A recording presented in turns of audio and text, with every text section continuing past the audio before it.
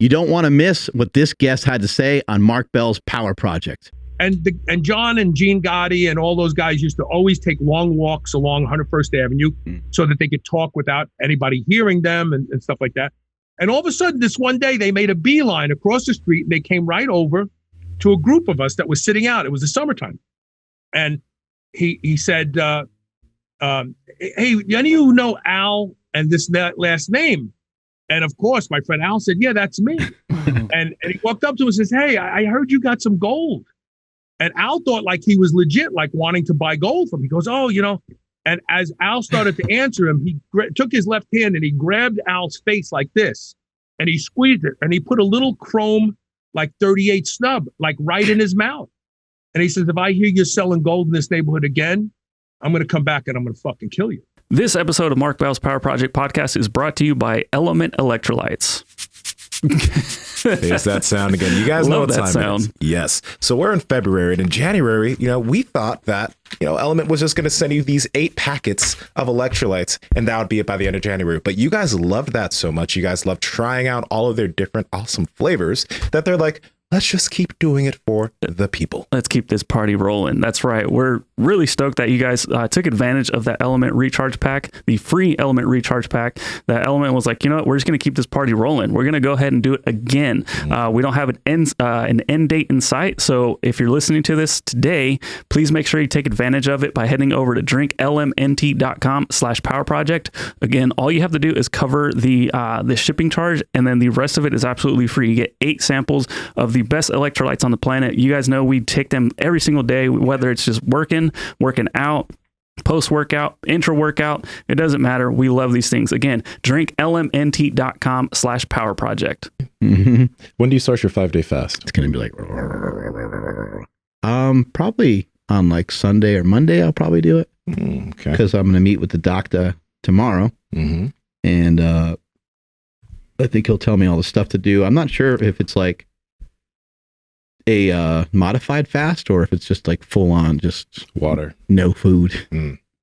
He'll probably have you do something. Maybe he'll even have electrolytes or right something like that. But you don't want to dry run it. Once you let us know, once he lets you know, let us know. What's really crazy is a dry fast. You guys ever done that? No water, right? No. Yeah, that's actually really hard because you're like, I don't get to have anything. Oh, my grandma's done it. Yeah, it's brutal. Yeah. It wasn't really necessarily that hard, but it was difficult in the sense of like, I was like, thirst. I'm like, oh, I'm like, oh, you can't. I'm like, I just want to, and I'm like, I can't. Wait, so how long did you do it and why did you do it? Just 24 hours. After we had Cole Robinson on, he talked quite a bit about dry fasting and some of the benefits. And I remember hearing a long time ago, back on like a keto forum, people were talking about like, they're like, oh, it's really easy to get into ketosis. Just go on a long ass walk, don't eat any food, and don't drink anything. Mm-hmm. So I guess you can kind of, speed up the process. I would imagine you're lowering your glucose levels down, but I'm not sure why the water how the water factors in there, but it's really interesting. Yeah. Talking about ketosis, it's actually really our guest today. Are we recording, by the way, Andrew? Yep, we are. Okay. Our guest today has a really interesting insight on ketosis, because he's a supporter of the whole thing. But I've heard him talk. I'm going to let him talk about it. But you know how there are some people that are just crazy about keto and doing keto all the time and checking their ketones and getting their millimolars up and shit. Like he has a good take on that, which is just really ketones, rational. Yeah, chasing ketones. But it's going to be awesome. This is going to be dope. I'm excited. Carl he's not 25 years old. He's been around for a long time, and he's somebody that damaged his body by eating a lot of delicious and convenient foods. And I think, we talk a lot on the show about reinterpretation, and nothing's good nor bad until you whatever label you put on it. But how great would it be to, reinterpret the way that we think about food? These things that we don't think cost a lot, they cost us tremendously. In the long run, they cost you your health. They cost you your life. What the fuck's worse than that? That's a horrible price to pay. And so if you can make some changes in your day-to-day that aren't like, just extremely inconvenient and just way too difficult to do, why not start to employ them? And on top of that, the foods that we're thinking are inexpensive, they're not actually food.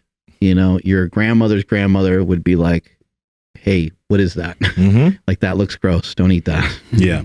I'm really interested in Carl's perspective. And whenever we have a guest that's had older, my ears perk up a bit, because I feel like when you have a young athlete or young coach or some whatever on, and it's not all the time, but there's a perspective on health that is like, there's a little bit of invincibility because of youth, right?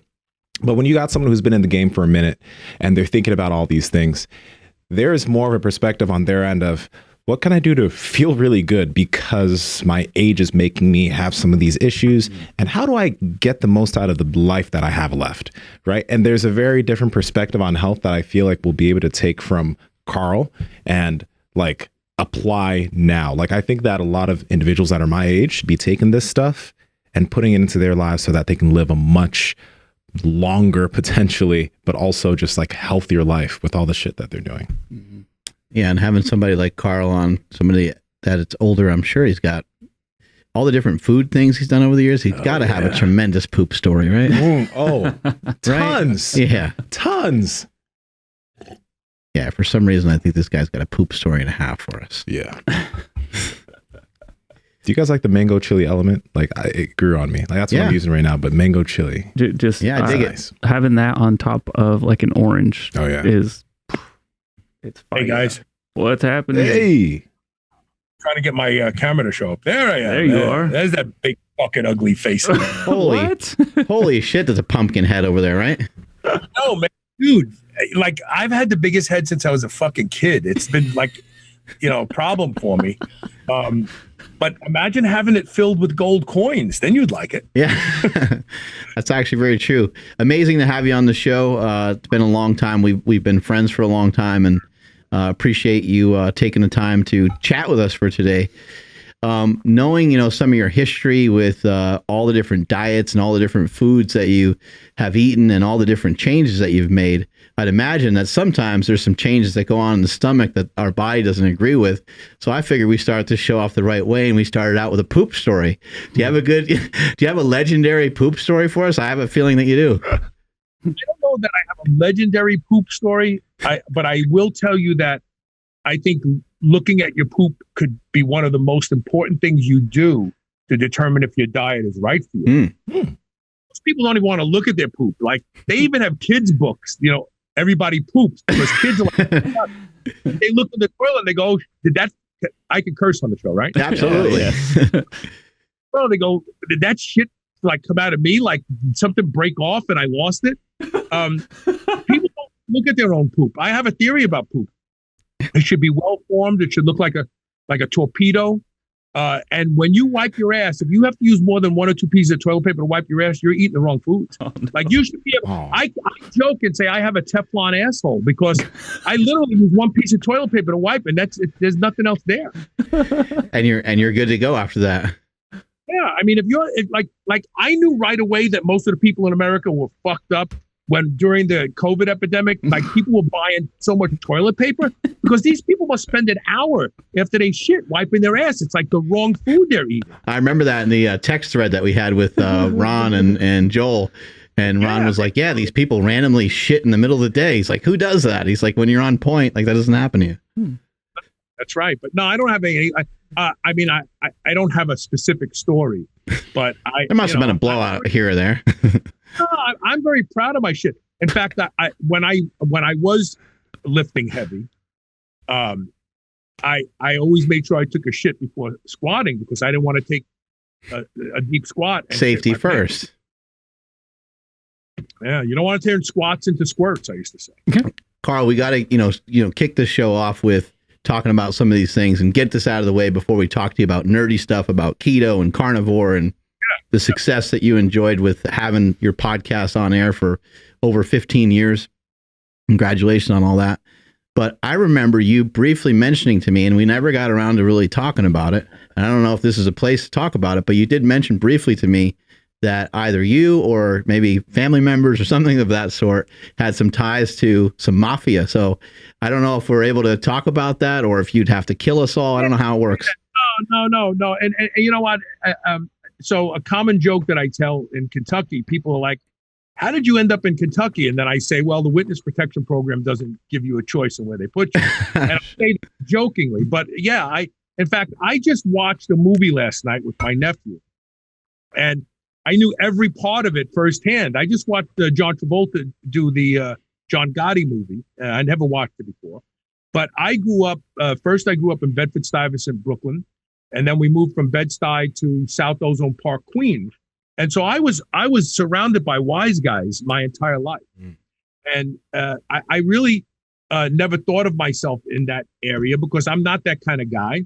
I also don't ever want to go to jail. And that's something you have to make peace with right away. In fact, a lot of the guys I know used to call it, they were going to college because, you know, they go away for a while. But yeah, I mean, I grew up 11 blocks away from John Gotti's Bergen Hunt and Fish Club on First Avenue. I frequented a lot of those places. I knew a lot of guys who were very well connected, but I never fell into that lifestyle. I watched John Gotti put a gun in my friend's mouth. I'll just say his first name, Al. So when the Lufthansa thing went down, a lot of gold was like floating around my neighborhood. And so my friend Al met this guy, and the guy gave him like this jeweler's bag that unfolded. It had all these gold rope chains in it. And that was from the Lufthansa heist, that when they stole all that cash and all that gold from Lufthansa plane in Kennedy Airport. And so the rule was you weren't supposed to go out and sell anything because the feds and everybody were hot in the neighborhood. They were looking for, and so my friend Al had gotten some, and he was actively selling it in the neighborhood. And one day we were on the corner of 108th Street and 101st Avenue. And John and Gene Gotti and all those guys used to always take long walks along 101st Avenue so that they could talk without anybody hearing them and stuff like that. And all of a sudden, this one day, they made a beeline across the street, and they came right over to a group of us that was sitting out. It was the summertime. And he said, hey, any of you know Al and that last name? And of course, my friend Al said, yeah, that's me. and he walked up to us and says, hey, I heard you got some gold.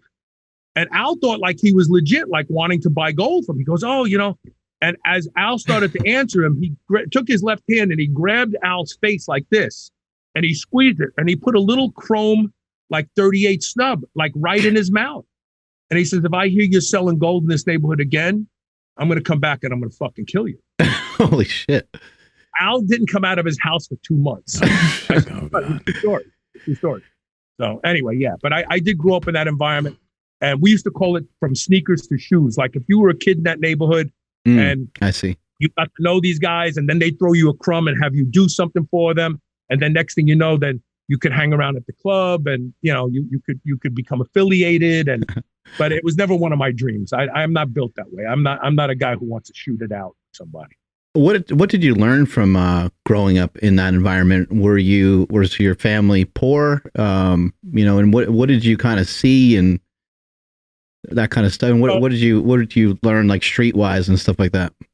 We were definitely poor. So I spent the first 14 years of my life in Bed-Stuy, Brooklyn, in a 1-bedroom apartment, and there were 4 of us. My sister and I had the only bedroom. My parents slept on a Castro convertible. It was one of these couches that turned into a bed. And my father was a truck driver. My mother was a beautician. They saved all their money they could. And then the big deal was we were going to move to Queens, which was back then was like a big deal, like getting out of Brooklyn, going to Queens. And we bought a little house in Richmond Hill, which is a part of South Ozone Park, for $42,000. And I had my own bedroom for the first time. My sister had her own bedroom for the first time. It was just really a wonderful thing.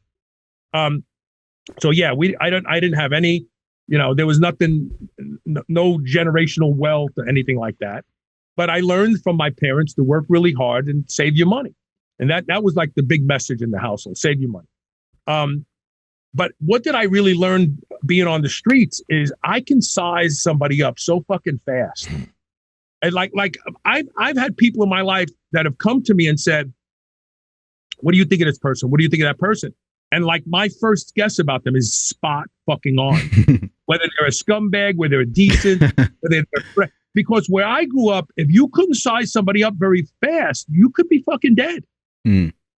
And so that's probably the greatest thing that I learned. The other thing was there were two people when I was growing up that were survivors. And the first group were tough. I mean, I had a lot of friends that were fucking rough, really rough. I mean, I started carrying a gun in college just because I was traveling on the subways to go in and out of downtown Brooklyn. And I didn't want to, and a lot of times I was on the subway at the wrong time. And I had a little 38 that I carried in my bomber jacket.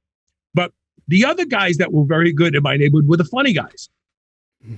And my sense of humor was really what saved me, because I probably would have got my ass kicked a lot, because my father used to say I was a puppy. I was very big at 12 years old. He signed me up for the police athletic league boxing because he said, you know, you don't have the aggression that these other kids have. You're big and you're going to get picked on because you're big.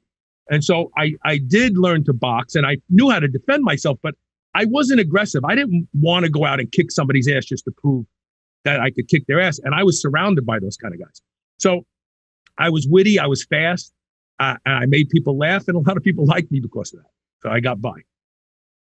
After all that, like through your childhood, what did you do for like your first job? Because like now we know you as like the guy who does a lot of research, who knows a lot of science and who applies it. But what happened before you started getting into health and fitness and peptides like Andrew talks about? Like what were you doing beforehand? Well, let me go all the way back to when I first moved to Queens, okay? I got kicked out of school for being a truant. So I never finished high school. I had to go back and get my GED so that I could go on to college later on in life. I went to work at the racetrack. I worked at Aqueduct, Belmont, Saratoga, and I worked with horses. I loved that. I still have a lot of friends from that period of time. And I was a huge druggie. None of the girls in high school wanted to be bothered with me because I was a stony. I was tripping all the time. I smoked weed every day. And I became known as Dr. Carl because if you found a drug in your mother's medicine cabinet, you could come to me and I'd say, nah, it's blood pressure medicine. Don't take it. Oh, yeah, those are good. Those are Valiums. So I actually had this working for me early on, but for the wrong reasons. Then I went back to college and I studied optometry because I was going to become an optometrist. Then I broke up with a girl. I found out she was cheating on me. And it broke my heart, and I moved to Las Vegas, and I lived in Vegas for 8 years, from 1981-ish to 1989. I lived in Vegas, and then I was in the mobile telephone and paging business. I started a company there, but nothing really prepared me for what I do today, except I got really sick. I was dying. They were going to put a pacemaker in my chest at 39 years old, and I was like, shit. My parents were healthy. My parents lived into their late 80s. Like, what happened to me? And then I realized I fucked myself up, my lifestyle. You know, I was running an alarm company and I hated it. I was eating all day long. I'd come home and eat dinner. Meanwhile, I just stopped at Wendy's an hour before dinner and got, I would drive, when the double stack came out, I would drive through and I'd tell the girl, give me 3 double stacks on 1 bun. She'd say, what? I say, yeah, throw the buns away from 2 of them and put all the meat on one. That's like, oh, you shit me? That's like 6 pieces of meat. Yeah, give me that. Give me a diet Dr. Pepper. I made sure to get diet. And actually they had Mr. Pibb. And I said, he can give me a biggie fries. And I would do that. I'd eat that. And then an hour later, I'd go home and eat a big meal for dinner. So I was a slothful, miserable, one of the walking dead of this country. I was the average American. I was killing myself slowly. And so when I got diagnosed, I was like, nah, I can't fucking die like this. And then I became like, I dove headfirst into all the information I could find out about fixing my heart. And lo and behold, I came upon studies about weightlifters and how they remodel their heart. And I thought, that's what I want to do. I want to remodel my heart. And I'll never forget my doctor, Dr. Swift. I told him I'm going to start powerlifting. And he said to me, well, just make sure your insurance is paid up because you don't want to leave your family in a lurch when you die. Jeez. So that's kind of the Reader's Digest version. Mm-hmm. That's your background's really fascinating. When you were growing up, it sounds like your parents were strong enough to keep you motivated, keep you focused on, having a better life. Like they showed you an example that you can have a better life. Yeah, maybe some of these knuckleheads run the streets or doing A, B, or C, but here's an example. Did you feel like you grew up with enough love? Like did you have your parents around like enough Absolutely. to? And I was deathly afraid of my father. So my father was a bruiser. He was a truck driver. He was a big drinker. He used to hang out at a place in Brooklyn. The real name of it was called Anselmo's, but they called it the Madhouse. It was the kind of bar that you didn't walk into unless you were a thug. Mm. And my father, I remember hearing conversations with my mother. How are we going to pay for that? My father threw a guy through a plate glass window, and they wanted him to pay $200, which back then was a lot of money to my family. You might think my father was only making $1,200 a month back then. And so he was a bruiser. And that actually protected me. When I lived in Bed-Stuy, Brooklyn, there were a lot of tough guys in Bed-Stuy back then. And because I grew up 3 blocks away from the Marcy Projects. I don't know if you've ever heard of the Marcy Projects, but Jay-Z sang about the Marcy Projects in a lot of his songs. And so I grew up in a really, really treacherous neighborhood. But nobody fucked with me because nobody ever wanted my father to come to their front door. Because my father was famous. I had a kid named David. I'm not going to mention his last name. He slapped me one day, because we were playing football and nobody ever wanted to pick me because I was the slow fat kid. And so he gave me because I said, it's my football. I'm going to take it. Classic. I'm going to take my ball and go home. And he slapped me and I went home crying. And my father said, what happened? And I told him, and he says, come on. And he put his jacket on and we walked around the corner to David's house, and he rang their doorbell. They lived upstairs from the candy store. And the father came down. He's a nice man, Tony. He says, hey, Carmine, what are you doing? He says, where's your son, David? So he called for David. David came down. My father looked at David and said, did you slap Carl? And he cowered and, he said, yeah. And so my father looked at Tony and says, look, if he ever does that again, I'm going to come back and I'm going to break your fucking jaw. You understand that? I'm not going to make my son fight with your son. I'm going to come back for you. Oh, no, Carmine, no. And that was it. So a lot of people in my neighborhood knew who my father was. And so they just left me alone. Dude, I love that. So it seems like, you had support from your parents. You guys left Brooklyn to a better location in Queens. But you said when you're in high school, you still ended up being Dr. Carl. Why do you think you ended up turning to some of the recreational drugs? I went to a parochial school. I went to a hardcore Catholic school in Brooklyn called Nativity of Our Blessed Lord. I still keep in touch with a lot of my friends from there. And I was like a straight arrow when I went. But once I graduated 8th grade and we moved to Queens, all of a sudden I wasn't in like a dangerous neighborhood anymore.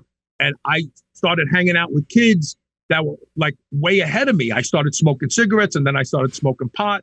And then it just went from there. And I started doing acid and everything else. So I really, in reality, I was probably self-medicating. Now that I look back, my childhood, there were probably some very painful parts of my childhood that I don't necessarily dwell on anymore. But I think that, I mean, as long as I'm being truthful, my dad was a functioning alcoholic. Mm-hmm. And he drank, he got very violent. And I remember him striking my mother. I remember him coming home at 3:00 in the morning with Chinese food and expecting us all to wake up and have Chinese food with him at 3:00 in the morning. And I had school the next day, I was a kid. And so I think that there was probably a lot of that in my background. And I found recreational drugs kind of just because I had a lot of anxiety when I was a kid and the drugs just kind of erased it, especially the LSD. I did so much LSD back in the day. It's just freaky. You mentioned to me one time where your dad talked about other people's problems versus your own problems. I'd love for you to share that story with us because I think that is a really interesting way of looking at problems. So because we lived on a block, right? In Brooklyn, we called it the block, right? And so one time I was complaining about something and I felt like a friend of mine had it better than me. And my father said to me, you don't know the problems they have. He said, if everybody on this block threw their problems in the street and we all went out there to choose the problems that we want, we would probably come home with the problems we have already, because you don't realize what other people are dealing with. And it stuck with me. I throughout life, I've been in a lot of business situations. Early on when I was young, I used to look at people who were successful like they knew something I didn't know. They had qualities that I don't have. And then all of a sudden you start to learn that these people are really no better off than you. Maybe no worse either, but they're definitely not any better off than you. And when you really look at the things that you admire about them, but then you learn about the shit that they have to deal with in their life, you go, fuck, that success isn't worth that. I wouldn't want to have to deal with all that stuff. And that was kind of a crude way of explaining that to me. And that played out in my life. It really did. Made a lot of sense later on. You know, you also mentioned like you had some anxiety because of some things that, you know, you were going through as a kid, but was there ever a time that you think you were able to better deal with that anxiety in a healthy way? And I ask that just because it's like, you know, when I've talked to my mom about anxiety in the past, right? She grew up in Nigeria, came here, she she worked her ass off. When she hears anxiety, it's like she can't really wrap her head. She doesn't really believe in it. She believes in it, but she's like, yo, like there have been some some problems. And what you talked about, those were like real problems. So like a lot of people today, it's not like they don't have real problems. Everybody has different problems and different types of things, but we're all trying to figure out how can they deal with this anxiety? You know what I mean? So how did you, I guess, deal with your own, and how do you deal with that today? Well, it changes as life changes. So when I lived in Las Vegas, I did a lot of coke and I did a lot of alcohol, and that helped me kind of self-medicate. I was kind of like a functioning alcoholic back then, because I was in my 20s. I was living in Vegas. I was hanging out with some really fucking cool people. And so I was partying a lot, but I was running a couple successful businesses. So I had, you know, we used to joke, you either had the rap or the BR, the bankroll, and I had both. So it was a very dangerous time in my life. But at that time, I drank a lot and I just partied a lot, and I really never dealt with my problems. Then I got married and had children, and I had to confront my problems. And I never really talked about it with my ex-wife. Never. I just kept it inside. I started to realize, and this speaks to what your mom is talking about. You know, to every one of us, the problems are this big. And then when you start comparing to other people's problems, you go, oh shit, man, my problems really aren't that bad. And I think that as when I had children, I recognized that I had to be strong for them. I wanted them to feel the way I felt living in that shithole in Bed-Stuy, that nothing's going to come to me because my father will protect me. And I think that I did a good job at that. But I think that because of them, I went fast forward and dealt with a lot of my problems. And the way I dealt with them is the way I deal with everything. I become consumed by it for a short period of time, or until at least I feel like, yeah, what am I worrying about? This is no big deal. I read a book by G. Gordon Liddy years and years ago. And one of the things that stuck with me about this book was he was afraid of rats. And because he was in these clandestine type situations in life, he knew that if someone ever found out he was afraid of rats, they would just use rats to torture him and get him. So he went to a pet store and he bought 2 white rats, and he put them on a bag and he had them on his front seat, and he was driving home and he was sweating because these 2 rats were right there in that bag. He got home, he smashed both of their heads with a hammer, and he skinned them, and he cooked them, and he ate them. And like, that's what I mean by like immersing yourself into a problem, right? Like you look at head on. And the funny thing is, my father used to have a saying, and it's a very crude saying, but my father used to say to me, they can kill you, but they can't eat you. Like there's worse things than just dying, like in other words. And so what I did in my life, whenever I had a situation where I was afraid of it, I immersed myself in it. I thought about it. I focused on it. I imagined it. I went through it over and over again, and I became immune to it. And so I was able to move past a lot of shit that I Could have moved past faster had I not been drinking and drugging.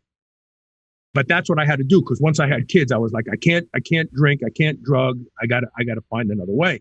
And that became and I still do this today.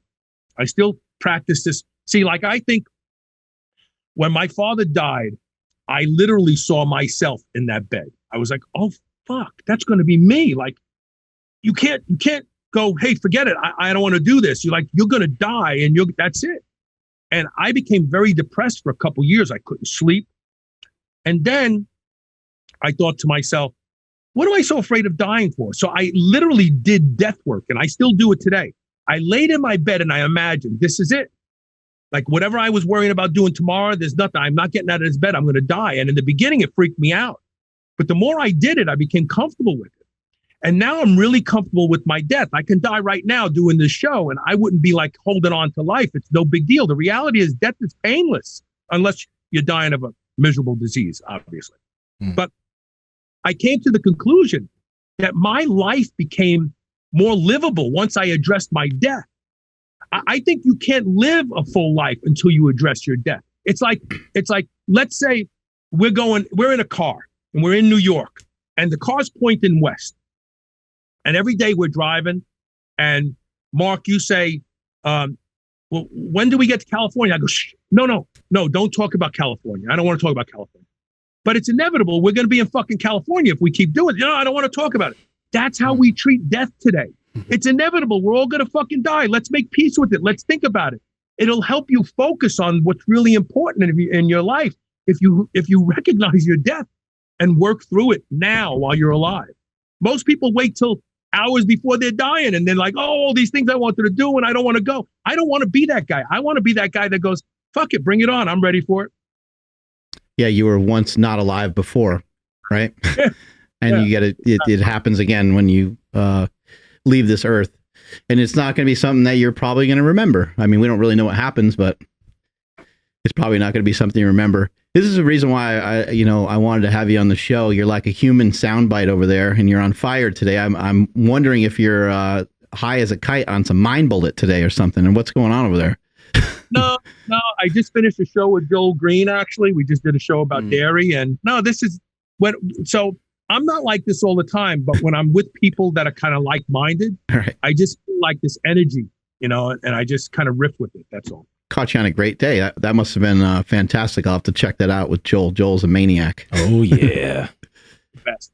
He's the best. I love it. So you made a decision. So it sounded like you went through some severe changes in going back and kind of reviewing your problems. And this is the reason why so many dads are so similar. A lot of people are used to this conversation on the phone with their dad and say, hey, Dad, how you doing? Good. How you doing, Mark? Good. All right. You want to talk to your mother? Those were my conversations on the phone a lot of times with my dad. And my dad and I are really close. My dad and I, every morning we go on a walk, and we walk for probably like an hour. And some days there's some conversation, but a lot of times, I mean, we're both like, I'm pretty quiet a lot of times, which people don't know that about me, but when I'm not on camera, I'm fairly quiet. And we're walking and like, no one says anything, but it's not weird. We're just used to it. But these are things that we adopt. And I think one of the reasons why we adopt suppressing some of these problems or maybe not talking about them, there's a lot of reasons. You don't want to show other people that you're vulnerable. You mentioned having children. But I think ultimately what we're really worried about, almost like someone who's addicted to drugs, if I went to Nsima and said, hey man, like I really need some help, man. I've been drinking a lot lately. I know that I have to stop. And that's really, really difficult. So making these changes can be really hard. When you went through those changes, it's not all positive just because you decided to move away from a lot of these things. It almost feels like you get ripped apart a bit, huh? Of course. It's very difficult. Anytime you face your fears or the real life obstacles, and I say real life obstacles because like not closing a business deal or something like that, that's not a real life obstacle. And anytime you face them, there's an amount of torture, there's an amount of fear. You have to feel confident that you're going to get through the fear. Like I always say to my son when we talk about things that he's going to, I say, Chase, it's a funny thing. I've stood at that abyss so many times in life, but I've never fallen in. And I don't think you're going to fall in either. Like, you just got to get past the fear. And, you know, I always tell him he comes from good stock. My father used to tell me that you come from good stock. I never understood what he meant until I got older. Like, oh, you know, we were made of real good material. But yeah, it is scary. It's very, very scary. But I never fall in the abyss. No matter what happens tomorrow, shit could happen tomorrow. Really treacherous. I can get a letter. I don't know, you know, oh man, but I don't worry about it anymore. And that's part of that. That comes with life. Like, every time you stand at the edge of the abyss, but you don't fall in, you're confident that the next time the abyss shows up, you're going to, I'm not going to fall in. I haven't fallen in the past 15 fucking times. I'm good. I can keep going. Before what age, what age were you when you discovered, you know, exercise and fitness? Were you doing stuff when you were young at all? Or I mean, you mentioned getting real heavy and stuff, but when did you discover it? When I was young, in my teens and early 20s, everything was about running. So I was a runner. I was able to run 5, 6, 7 miles a day, no problem. This is embarrassing. I didn't know any of this. Wow. No, it's okay. Well, how would you know this? I mean, this is when I was living in Queens. But I was a runner. I was an avid runner. And then I got introduced to a health spa. And that's when I started doing resistance training. But I wasn't serious about it. It wasn't until 39 years old that I learned about physical culture. And physical culture is what we do. We train, we don't exercise. You know, a lot of people go to the gym to work out. I don't work out. I train. I have goals. I want to be stronger. I want to get back my strength. Right now, I'm working on regaining strength and overcoming injuries. And it's a different mindset. But I really didn't get serious about this till 39. And that contributed a lot to me. That contributed a lot of moving forward and leaning forward into life. When I was able to save my own life, I was like, fuck, I can do anything now. Carl, I want us to go down that road a little bit, but I got to rewind a little bit because, you know, you mentioned that your kids had you change your habits in terms of like the alcohol and the drugs that you're doing at the time. And like that, like when I think about that, I'm just like, there has to be more in terms of what you did and what you had to practice every single day, because for a lot of people, kids doesn't change it. You know, it's like an addiction, and an addiction is hard for most people to just stop cold turkey. So was it a cold turkey type of stop? Like you realized, okay, this has to end. I'm just going to work as hard as I can. Or were there things specifically that you did to make sure that you didn't have hard relapses back into that lifestyle? Because it seems like a very difficult thing to do. It was fast. It wasn't, I didn't even have to think about it. I had this little child, my daughter Taylor. I had this little child, and I just switched. It was like she became the most important thing to me. Her health, her well-being. I wanted to do things that I didn't want to do before because I had this little child. So I can honestly say to you that I switched. I went from, you know, I owned a cellular phone company back in the day when cell phones were $3,000 or $4,000. And I had guys in Las Vegas. I would trade a Motorola 8000 for 2 ounces of blow. I do that 2 ounces of blow in a weekend. I mean, with other people, don't get me wrong. But when I had that child, I actually was in the beginning of starting stages of a business that really did well. But I was going to have to starve for a year or two. And then I had this little child. It's like, I can't do that. I was working in the daytime selling radio airtime for K-Jewel in Las Vegas. And at night, I was waiting tables at the now defunct Alpine Village. I would wear lederhosen, and I was serving German food. Hell yeah. Like, it was just like that. It was just like that. When you decided to make some of these changes with your nutrition and started to exercise more, I think I recall you mentioning in the past that I think your significant other at the time wasn't on board with it. And we hear this a lot, and it halts a lot of people's progress and sometimes derails them completely because the significant other is just not down with it. And they're like, you're going to probably get in great shape. I don't know how to do that. I don't have the discipline to do that. I thought we had an agreement. I thought we were going to both be fat together. And now you're changing and you're leaving me. So you talk about that a bit. So it led to my divorce. It's the truth. And my ex-wife, if you ask her, she'll say, what really led to your divorce? And she'll tell you, he started working out. He started eating different. And And I wanted her to go along. You know, I would tell her to come to the gym and she'd say, I don't want to go to that stinky gym. You know, I really tried. But I was saving my own life. This is the difference. It wasn't like as though, oh, I wanted to look different because I wanted to attract girls, or I wanted to fit in the pair of pants that I wore in high school. Like, I was dead. I was dying. If I stayed on that lifestyle, you and I wouldn't be having this. None of us would be having this conversation because I'd be dead. I was getting ready to have a pacemaker put in. I was 39 years old. And so for me, it was, okay, I'm going to save my own life.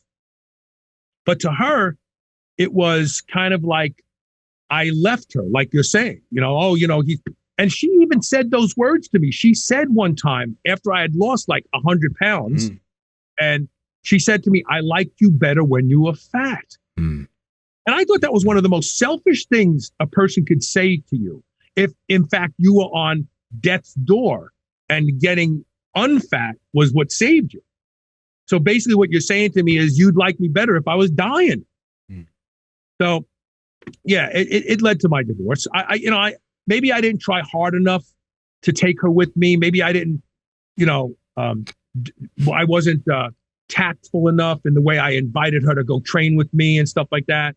Like, I got her to walk with me some days. She said I walk too fast. It was always something. And I remember her telling me, I hope you realize that you destroyed your family, because I really started to focus on powerlifting. I was living that life. I was eating that way. I was lifting every day. My body was changing right before my eyes. I remember the first time I squatted 450 pounds, I was like, oh my God, like I was dying a few years ago and I just squatted 450 pounds.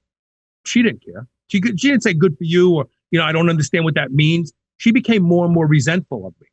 And we actually went to a marriage counselor at the very end. And she picked the marriage counselor. Guys who are going through a divorce are listening to me. Go, yeah, I know what you're talking about. She was like, I'm going to pick the marriage counselor. I said, okay, that's fine.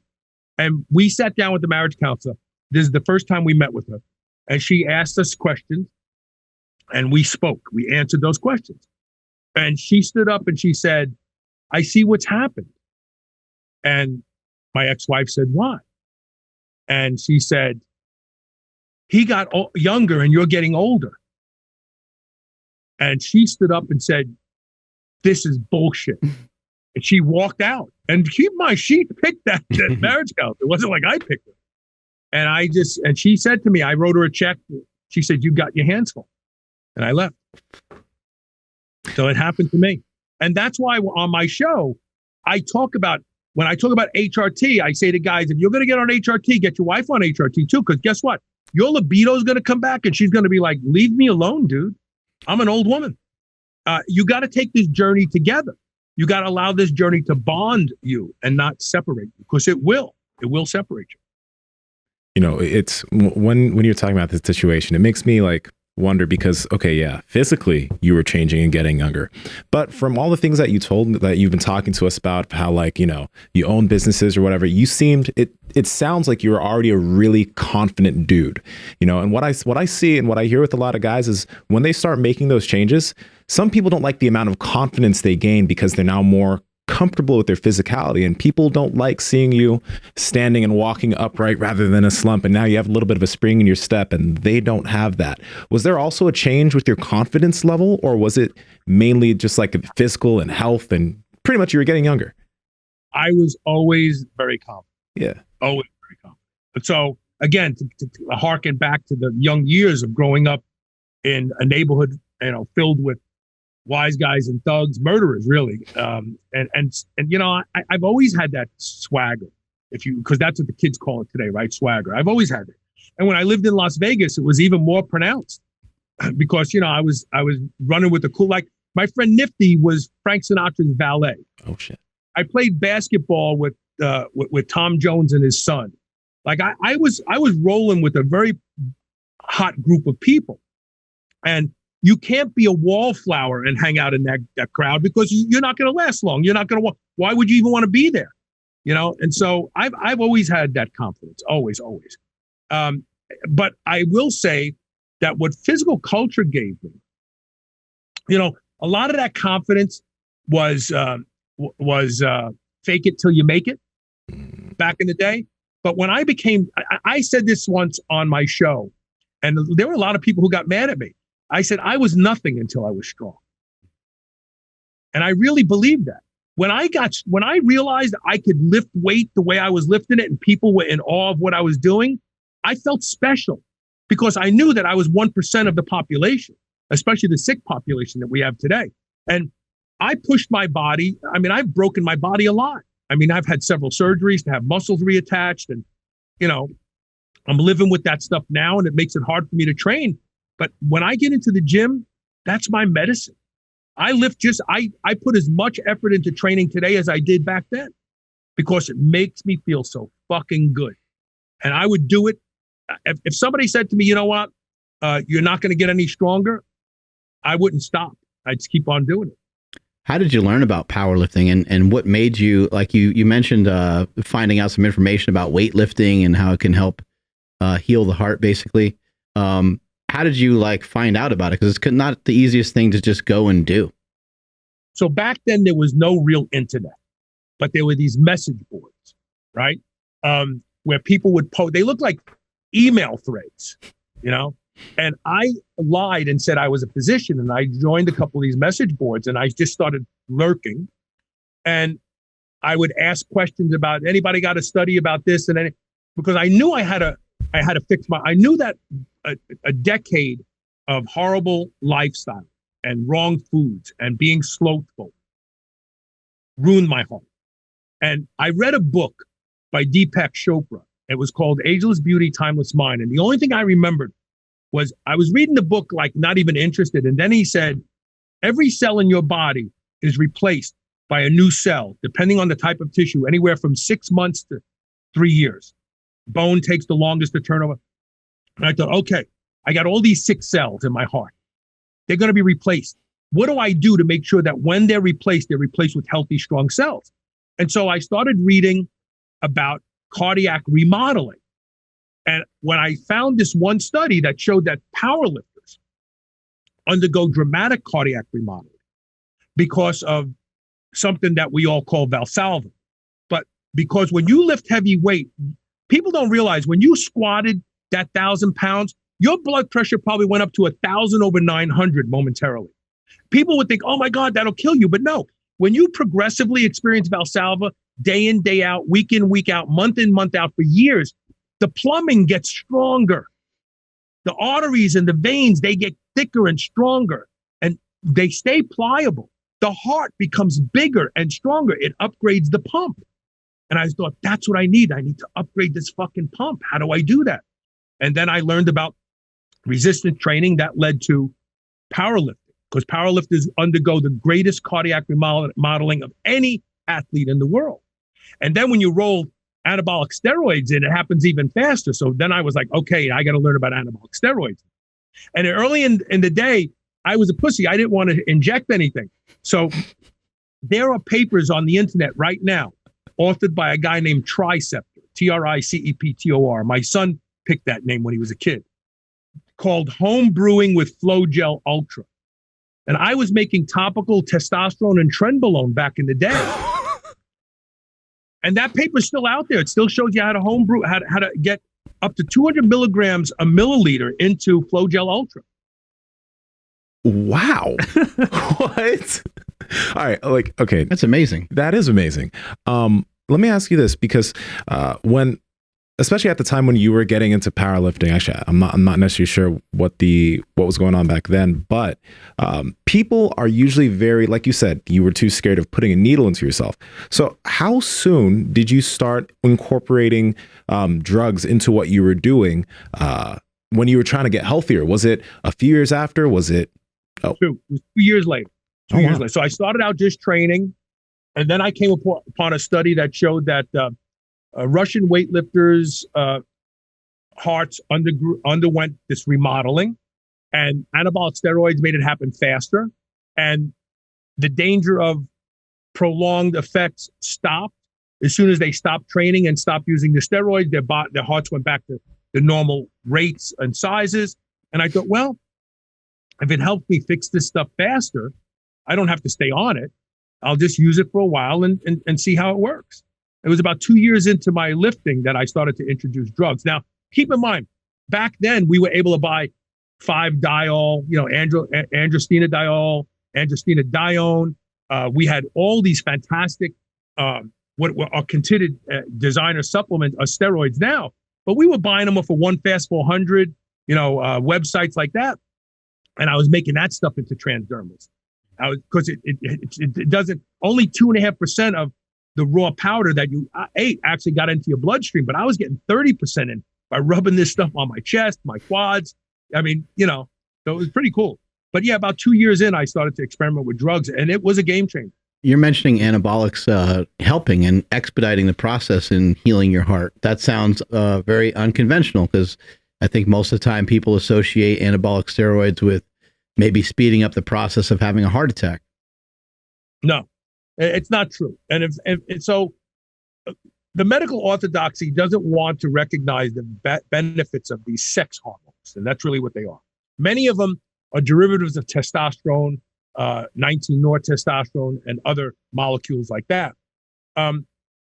So if people understood that steroids are not dangerous, because in the words of John Romano in your brother's documentary, where are all the dead bodies? I mean, at any given time, there's probably 10 million guys on a steroid cycle in the United States.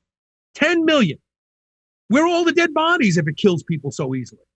And I think people are starting to realize that it's a lot of bullshit, But back then, yeah, you're right. They were telling people, oh, this stuff will give you a heart attack. And you know what gives you a heart attack? Trying to go through life with low testosterone. Heart failure is absolutely guaranteed. I've done shows about it. But, I was scared back then. I have to be honest. I wasn't sure. But once I started using these things, I realized that it was very wrong, because I wasn't getting sick. I was getting better. I was getting stronger. So, yeah, it's a lot of bullshit. Now it's starting to come out because of the HRT world. How is your heart nowadays? You were 39 then. How old are you now? 62. Oh. And how's the ticker? As strong as it can be. I mean, it's great. I mean, I don't even question my heart anymore. It's like that was my focus back then. Now it's working around injuries because I've pushed my body so hard. People are like, oh, you see, this is what happens when you work out. No, it's not. It happens when you're an idiot and you just think you can keep going on a linear fashion. But no, my heart is very strong. What was tougher to adopt? The fitness regimen or learning about nutrition and finding the right diet? Nutrition is everything. The weightlifting and all that sort of stuff, so many ways to build muscle and strength. It's just ridiculous. You look at guys like Lee Haney, stimulate, don't annihilate. Then you look at the other end of the spectrum, Ronnie Coleman. It's one of the strongest bodybuilders pound for pound to ever live.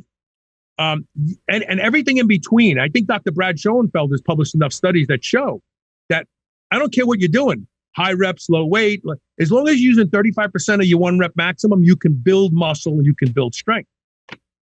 So people say, well, what's the difference between that guy and me? Well, the difference is that guy who you see in the gym and you go, this guy looks amazing.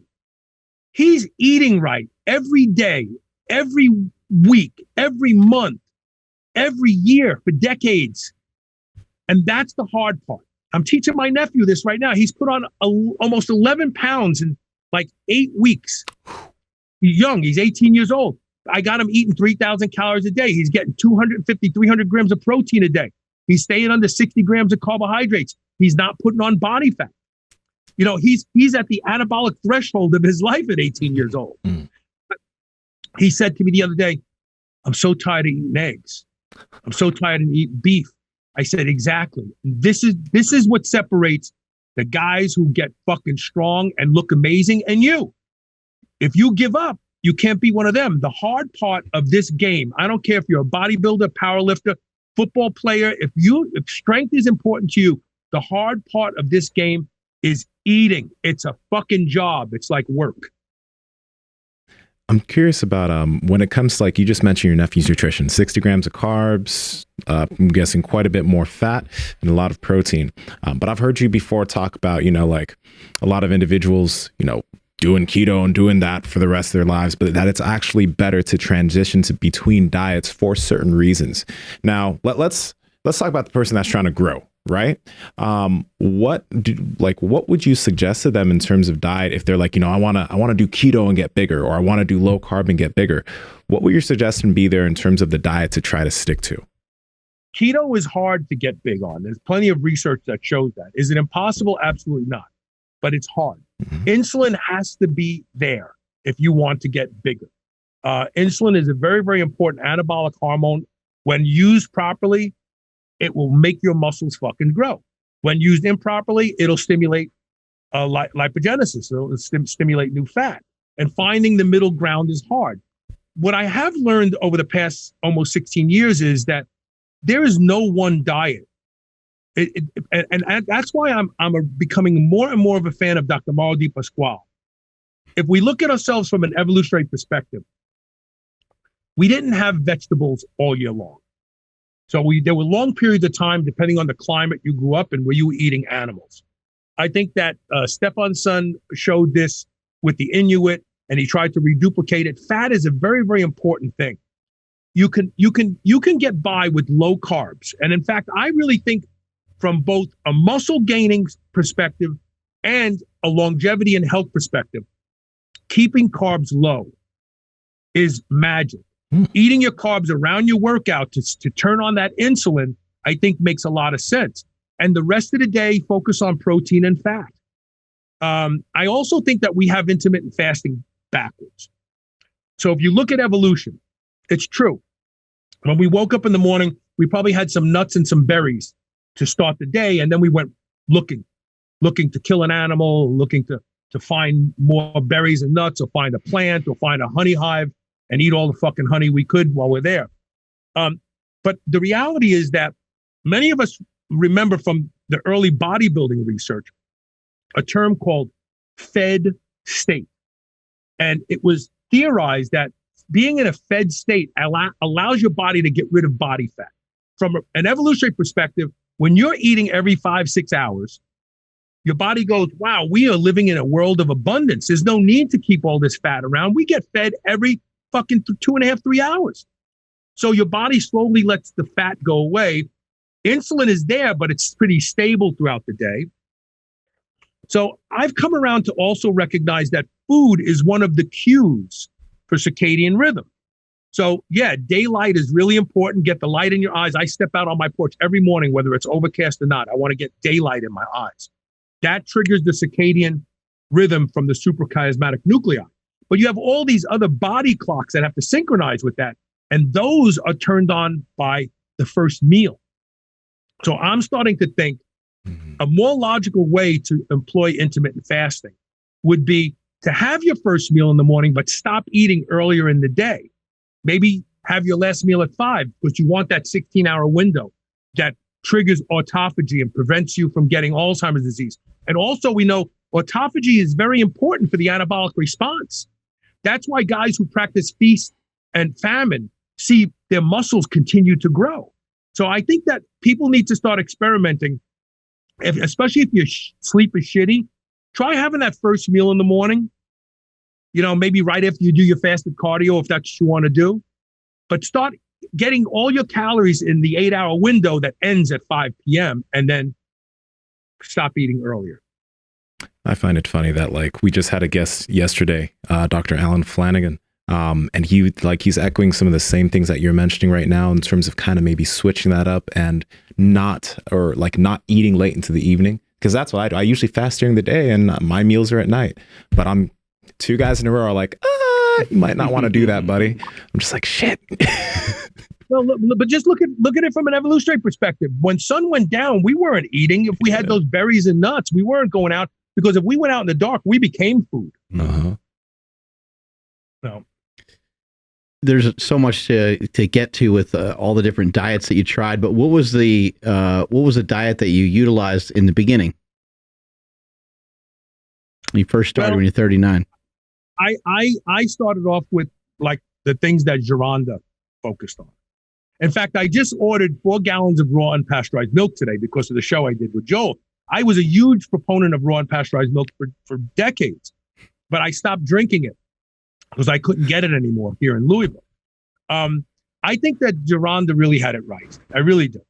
You know, the quality of food is more important, quite frankly, than the food itself. Right. And he was a huge fan of raw cream, raw unpasteurized milk, raw eggs. People are all fucked up about Avidin. Oh, it blocks B vitamin. It's like, well, just don't fucking have that B vitamin in your gut while the raw egg's in there, and then you don't have a problem with absorption. Like, it's really easy to manage that shit. And we ate raw eggs before we ate cooked eggs. Let's be honest. We really did. So I liked Gironda's approach. Lots of small meals throughout the day, focusing on high quality fats and high quality proteins, and sticking to as much natural as you can. And I still believe that's really a good way. And he was a low carb guy forever. He was always a low carb guy. And we know now that low carbohydrate diets can actually reverse brain aging. Like, does it get any fucking more apparent that that's the right way to eat? I know a lot of people, are suffering with, things like diabetes and being pre-diabetic and having, blood glucose problems. And it appears that being diabetic for a period of time, it can also lead to dementia and Alzheimer's and stuff.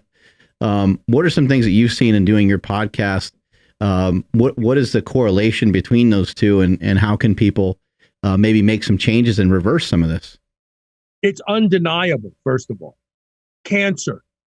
So cancer and heart disease are a byproduct of insulin resistance. Dementia is a byproduct of insulin resistance. So if we wanted to, we could take all of these different diseases of modernity and like 90% of them, push them all under type 2 diabetes, because type 2 diabetics get all these things. And it's undeniable. Dr. Dale Bredesen, he was on my show twice.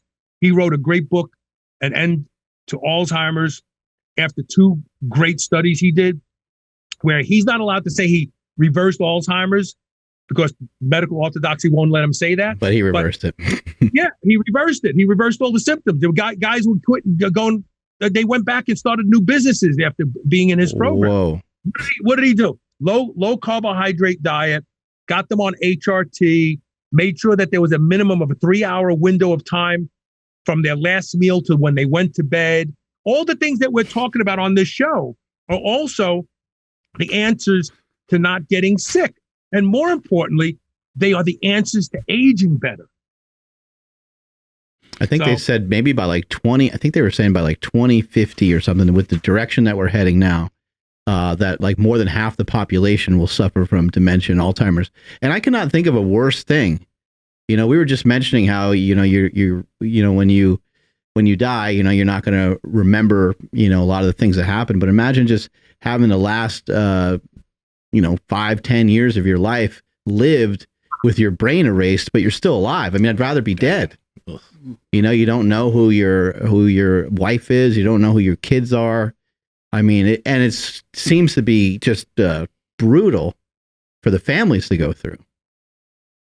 The last time I saw my mother, the caretaker walked me in and said, "Florence, your son is here." And she looked at me and she looked at the woman and said, "I don't have a son." Oh. And that was heartbreaking to me, because like there's nothing worse than seeing your mother or your father and them not recognizing who you are. It's tragic. And people are getting Alzheimer's disease at a younger and younger age now. And there was a movie a few years ago that won like an Academy Award called something like "I'm Still Alice" or some shit like that. It was about a woman who, like, at her late 30s, early 40s, got she got Alzheimer's disease, and how tragic it was for her family to watch her go through that. And the worst part of all this stuff is, and I piss people off when I say this, but it's the truth. So fucking hate me for it. 90% of the diseases that we have today are brought upon by people themselves, by their dietary habits. They're not respecting their sleep, not exercising and moving more. And it's like, I get it. It's hard to do all this shit, but look at the alternative. you're going to fucking be sick and die earlier than you want to. And the worst thing that we can have right now, believe it or not, and I'm not being political, is socialized medicine, because this government doesn't give a fuck. They're paying attention. They know everybody's getting sicker, younger and younger. And then they come up with this stupid My Plate and all this other bullshit. They want you to eat all these cereal grains because they need their money back from the farmers. It's like, they don't give a fuck. They don't care if you die. If you die sooner, they take more of your belongings as it gets dispersed to your family. Mm-hmm. So, I've said on my show for the better part of a decade, evolution is still happening. One of the new selection pressures is where you get your information from. Mm. Because if you choose to listen to the Today Show where they say, oh, popcorn is a great thing to eat before bed, you're fucked. You're going to be farting all night. Yeah, you'll be farting all night, but you're going to feed your dementia and your type 2 diabetes and everything else. Yeah. So where you get information from is critical. What you choose to believe and make decisions on. What do you think is making these things so difficult for people? Like why? It seems like my show, we present some simple ideas. It seems like some people get some stuff from it. It seems like the show that you've been doing for a long time. I'm sure there's been, between the two shows, I'm sure there's been many, many people that have been positively impacted, and that's amazing. But what do you think is amiss on some of these other individuals? Is it that they think it's too hard? Are people just, are they too hungry and craving too much? Maybe they have the wrong interpretation of what a healthy diet looks like. When you were doing your diet and you lost over 100 pounds, were you any significantly hungrier in that time frame than you were when you were 300 plus pounds? Because I know for myself, I was hungrier when I was fat, which doesn't really make sense because you figure like I'm checking that box every day pretty good with a lot of food, right? Where do you think people are off maybe? I think it's two things.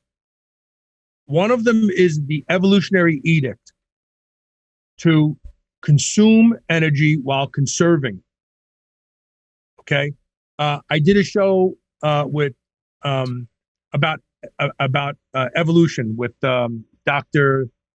Daniel Lieberman. He wrote a fantastic book called The Story of the Human Body. If you haven't read it, you must read it. And we were talking about this phenomenon. And he said, Carl, if we went to a country where we still have indigenous people living a lifestyle, not a modern lifestyle, but the hunter-gatherer lifestyle. And there were two coconut trees side by side. And one they had to climb, but we put an escalator next to the other one. They'd all start taking the escalator because we are designed to consume fuel and conserve energy. So if we can get the food easier, we're going to get the food easier because we spent more time in an environment where famine was a real potential. Yeah. Would you rather hunt or just walk over to your refrigerator? Exactly. So I would say that's the first thing. So that was one story that I would put. And if you juxtapose that to magical thinking, I did an interview with a scientist from the UK, and she had published a study looking at how many near-death experiences someone have to experience before they actually change their behavior and eliminate the risky behavior. You know how many times it is? I would say probably 3. It is 3. It is 3. That's exactly right. You're the first person to ever guess it. Third time's a charm. So they looked at cigarette smokers who had been diagnosed with cancer. They looked at drug addicts who'd been almost OD'd, and they looked at all these people. And what they determined was that when you're having a near-death experience, you say, oh, God, please, if you let me live, I promise I'll stop smoking. I'll stop the heroin. Just let me live, God. Just let me live. And you live. And for a few months, you actually tighten up your game. But then you go, what's the chances of it happening a second time? And then you go back. And the average person goes back 3 times. They die the 3rd time. Mm. And so we are endowed as a species, also from evolution, with magical thinking. Yeah, I can get out of this cave and go pick that apple and get back in here before that saber-toothed tiger over there reaches me. It's been part of what's enabled us to have the trajectory we've had, that we think that there's something magical about this, something special about us. Something that says, yeah, that guy, and that guy all died from cancer, from cigarette smoking, but not me. And I think when you take those two phenomenons and you marry them, you realize that the reason people aren't willing to change their game and get healthy is because A, they're programmed not to, and B, they don't believe it's going to be bad for them. What's up, everybody? This episode of Mark Bell's Power Project Podcast is brought to you by Piedmontese Beef. Yeah, World Carnivore Month is over, and I think I'm totally done with meat. No, you're not. I'm going vegan. You're fibbing. No. That's fake news. Yes, I am actually lying. There's no reason. I'm going to put all type... Pause. I'm going to eat... Oh. There's no way of saying that I want to eat all types of Piedmontese especially when beef. Dudes are in the room, yeah. like a bunch of children. Yeah. Well, they have a lot of great cuts of meat that have, a lot of protein. Some have lower fat, some have higher fat. You really can't lose with the options, and they all taste great. So eat all the meat you want, gentlemen. Yeah, and I'll one up you. Ladies. Yeah. Well, see, here we go. Go ahead and check out the Piedmontese hot dogs because those things are incredible. All right. Hey, yo!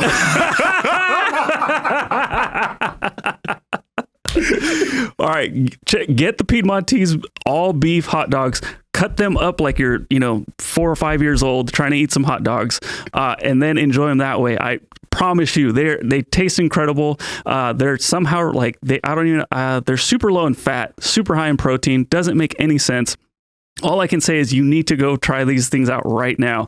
Head over to Piedmontese.com. That's Piedmontese.com. At checkout, enter promo code Power Project for 25% off your order. And if your order is $99 or more, you get free 2-day shipping. I'm curious about you looking through things through an evolutionary lens, because I think that some people listen to that and they're like, well, we're not living back then. We're not living 100 thousands of years ago. We're in this time. So we need to do things differently. But why do you do that? Why do you look at things through that way? Even though we're in a different time, and what's the strength of that? Also, to add on to that, are there, because I guess you can't look through absolutely everything through an evolutionary lens, right? So how do you how do you toggle that? What's your way of thinking about it in a sensible way? So the only time I use the evolutionary perspective is when something seems counterintuitive. And then I say, well, how would this have served us through evolution?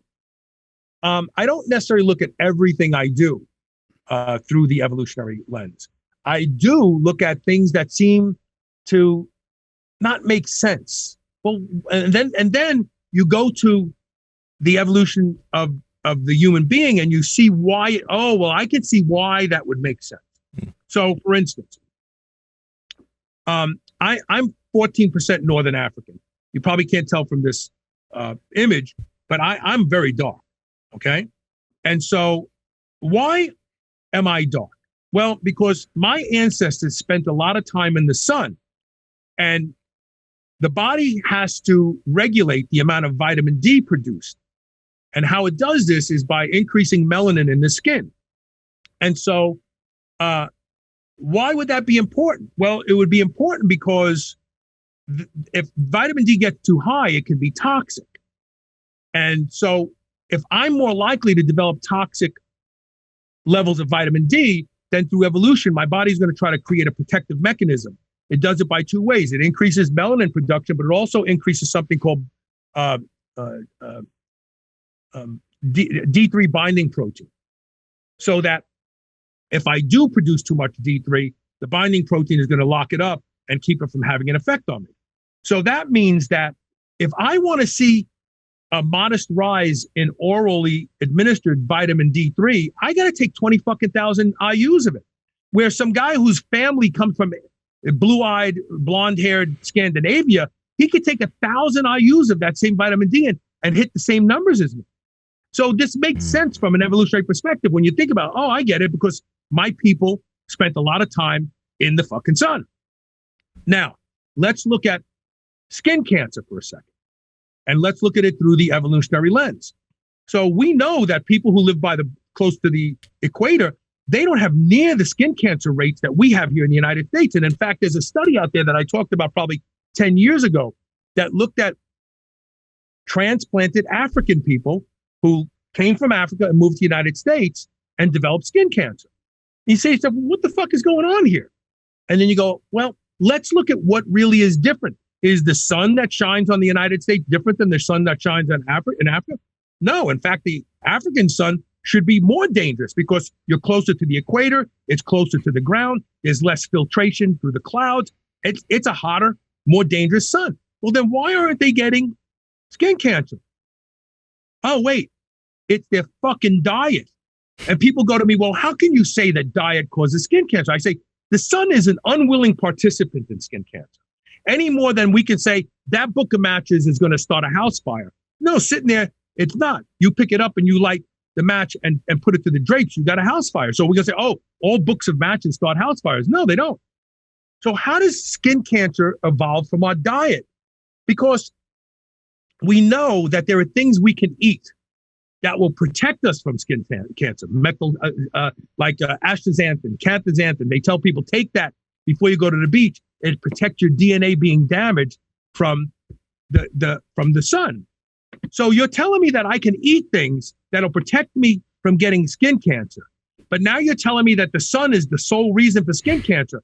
Maybe it's the newfangled artificial shit we're filling our body with that's also getting into our skin and turns on oncogenes when it fucking gets heated up. And this, these are the things that I look at from an evolutionary perspective. How could the sun be bad for us? We've fucking spent a million years under the sun. All of a sudden, it's bad for us? When did it become bad for us? Oh, wait, maybe it's the shit we're eating that's also changed. The sun hasn't changed. So these are the kind of things that I look at from an evolutionary perspective to try to debunk. Like, why would this happen this way? Why would I produce a less response from the oral vitamin D I take than the blonde-haired, blue-eyed kid? Oh, I get it. From an evolutionary perspective, my people overproduce vitamin D. I heard you mention a couple times now, magical thinking. I think this needs to be a book of yours. What is this magical thinking? Just reinterpreting the way you look at things? It's worse than that. It's imagining that there's special powers at work in your personal circumstances. It's worse than that.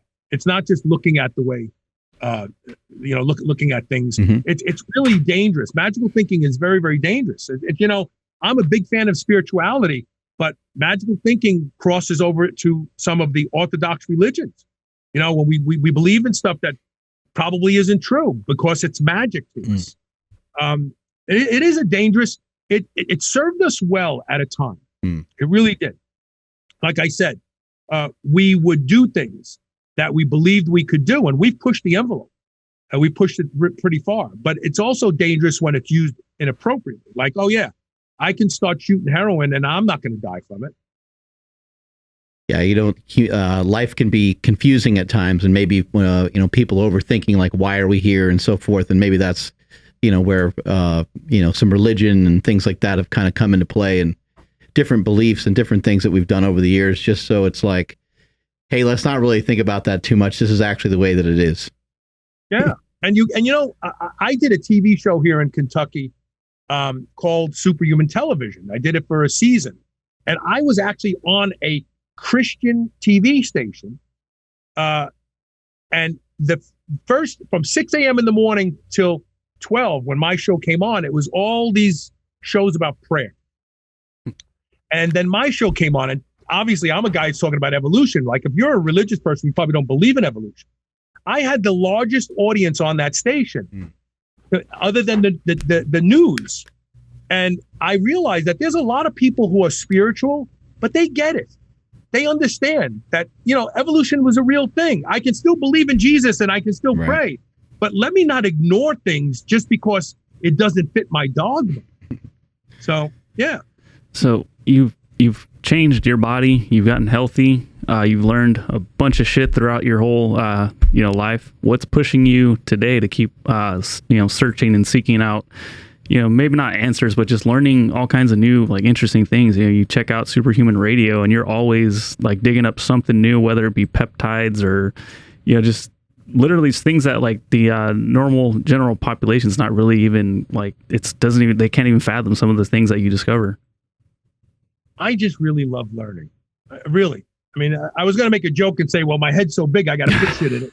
But I just really love learning. I think the greatest teachers in the world are perpetual students. And I get every day something fascinates me, something new in science fascinates me. Like, holy shit. And I just get really excited by it. I mean, that's really probably a dull answer. I know I'm supposed to say, well, I really just want to help people. And don't get me wrong, I do want to help people, but I want to learn new shit. And I say, hey, come along, come on, let's go learn together. There's no one in my audience that couldn't do my job, because all the people that listen to my show are fascinated by new stuff. And I don't think there's anything special about me. I think those of us who love to fucking learn, that's who we are. That's what we're about. What magical thinking have you had that has been deflated, that has been, you had someone on the show and you had this thinking of like, well, this is just the way this works. And you thought that this thing worked this very specific way. And someone came on the show and said something and you're like, that's some total bullshit. I don't believe this guy at all. Then you went to research it a little bit. Then maybe you even implemented it yourself and you're like, holy shit, lo and behold, that son of a bitch is right. You haven't any things like that?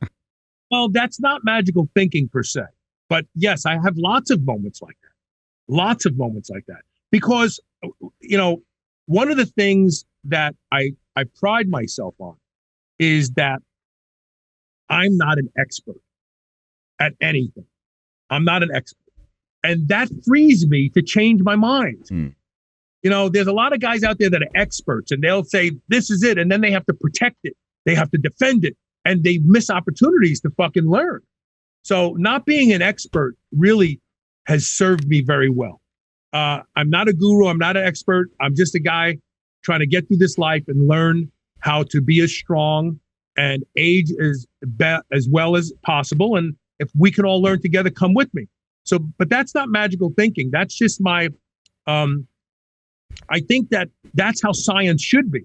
I think scientific process, you shouldn't feel like you have to protect what you've learned because it's always changing, right? But magical thinking, I've never been a fan of magical thinking. I really haven't. And I think I got this from my mother. My mother was a real no bullshit kind of person. And early on, so I was raised Catholic. I went to a parochial school. And early on, I started to see the falsehoods in the religion. Why would God make this child be born with some sort of physical problem? Why would Jesus want that woman to get cancer? And if you talk to priests about this, which I did when I was young, I would question them. Well, they give you these answers. Well, God wouldn't give you a burden that you couldn't handle. And it's like, come on, give me a fucking break. You got two Catholic football teams getting ready to hit the scrimmage. They both say the same prayers. They both say them to the same God. Why did one win and not the other? Why would God betray the one team and favor the other team? And these things started to become very clear to me at a very young age. One of the defining moments was I was baptized and went to church at St. Lucy's Church in Bed-Stuy, Brooklyn, but I went to Nativity School. And so we went to church at St. Lucy's. That was my family church. In fact, my grandparents helped build it. They were brick masons. And so one day, the principal of Nativity asked my mother to come to the school. And she came up there and she said, look, you guys aren't coming to church here, so you're going to have to tithe anyway. And she sent my mother home with a stack of envelopes and said, just send your donation in every Monday with Carl. And I said to my mother when we were on the way home, I says, I don't understand it. I mean, isn't Jesus at our church and their church too? Like, why do we have to send money to their church? She goes, it's a racket. She said, it's all a racket. All they care about is money. And all of a sudden I thought to myself, well, wait a minute. If that's a racket, what else is a racket? Like within the context of the religion. And all of a sudden, it was like somebody, they gave me truth serum and I looked and I saw, oh my God, it's all bullshit.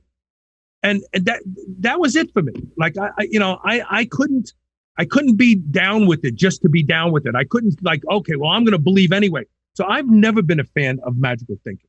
And I really have to thank my mother for that, because she showed me that there's no magic in anything. It's what you do and what you choose to believe, and make sure that you're a critical thinker. Be a critical thinker. Look at this stuff, add it up. If it doesn't add up to be the number they're telling you, then they're fucking wrong, not you. Have the courage of your convictions to stick with what you think. And I do that today. I tell people, if I fucking die, I'm going to die by my choices, not some fucking doctors. I think that's something that many of us appreciate about Ron Penna, being a critical thinker. And I mean, you'll flat out start to get into a fight with him, and you're like, I don't even know what we're fighting about anymore. But he doesn't care. He's just like gonna take the opposite side, and like he's gonna throw some stuff your way. What are some things maybe in the process of going through all this and regaining your health and getting connected to your fitness and doing these diets and things like that, on top of doing this podcast for so long? What are some things that have really been transformative, like 2 or 3 things that have really changed things for you? Was it a particular, guest on the show? Was it a particular moment when you were, learning about lifting or things like that really stand out? So the first one was Randy Roach, who remains to be a very good friend of mine all these years later. Randy Roach wrote 3 books, Muscle, Smoke, and Mirrors. Oh, you told me about this book. Yeah. Fantastic. And they're like textbooks. If you had a physical culture class in school, these would be your textbooks. And he detailed the nutritional, what do I want to say?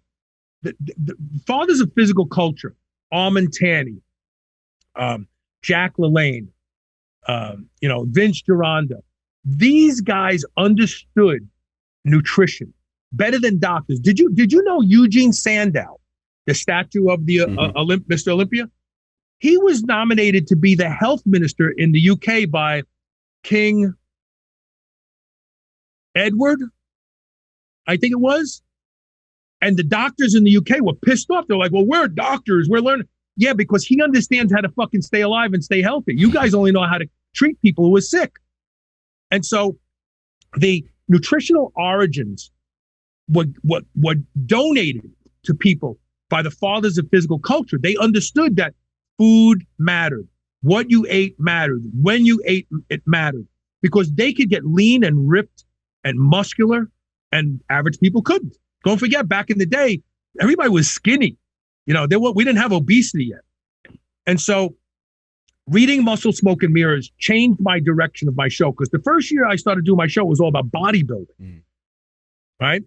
But then it became physical culture, because I knew that bodybuilding was this splinter faction of physical culture. Physical culture was this so much bigger, so much more important, and really a lot more mainstream than bodybuilding ever was. That book changed everything for me. The second book that changed everything for me was a book called Of Doves, Diplomats, and Diabetes by a doctor in India called Dr. Milind Watfi. Fucking game changer.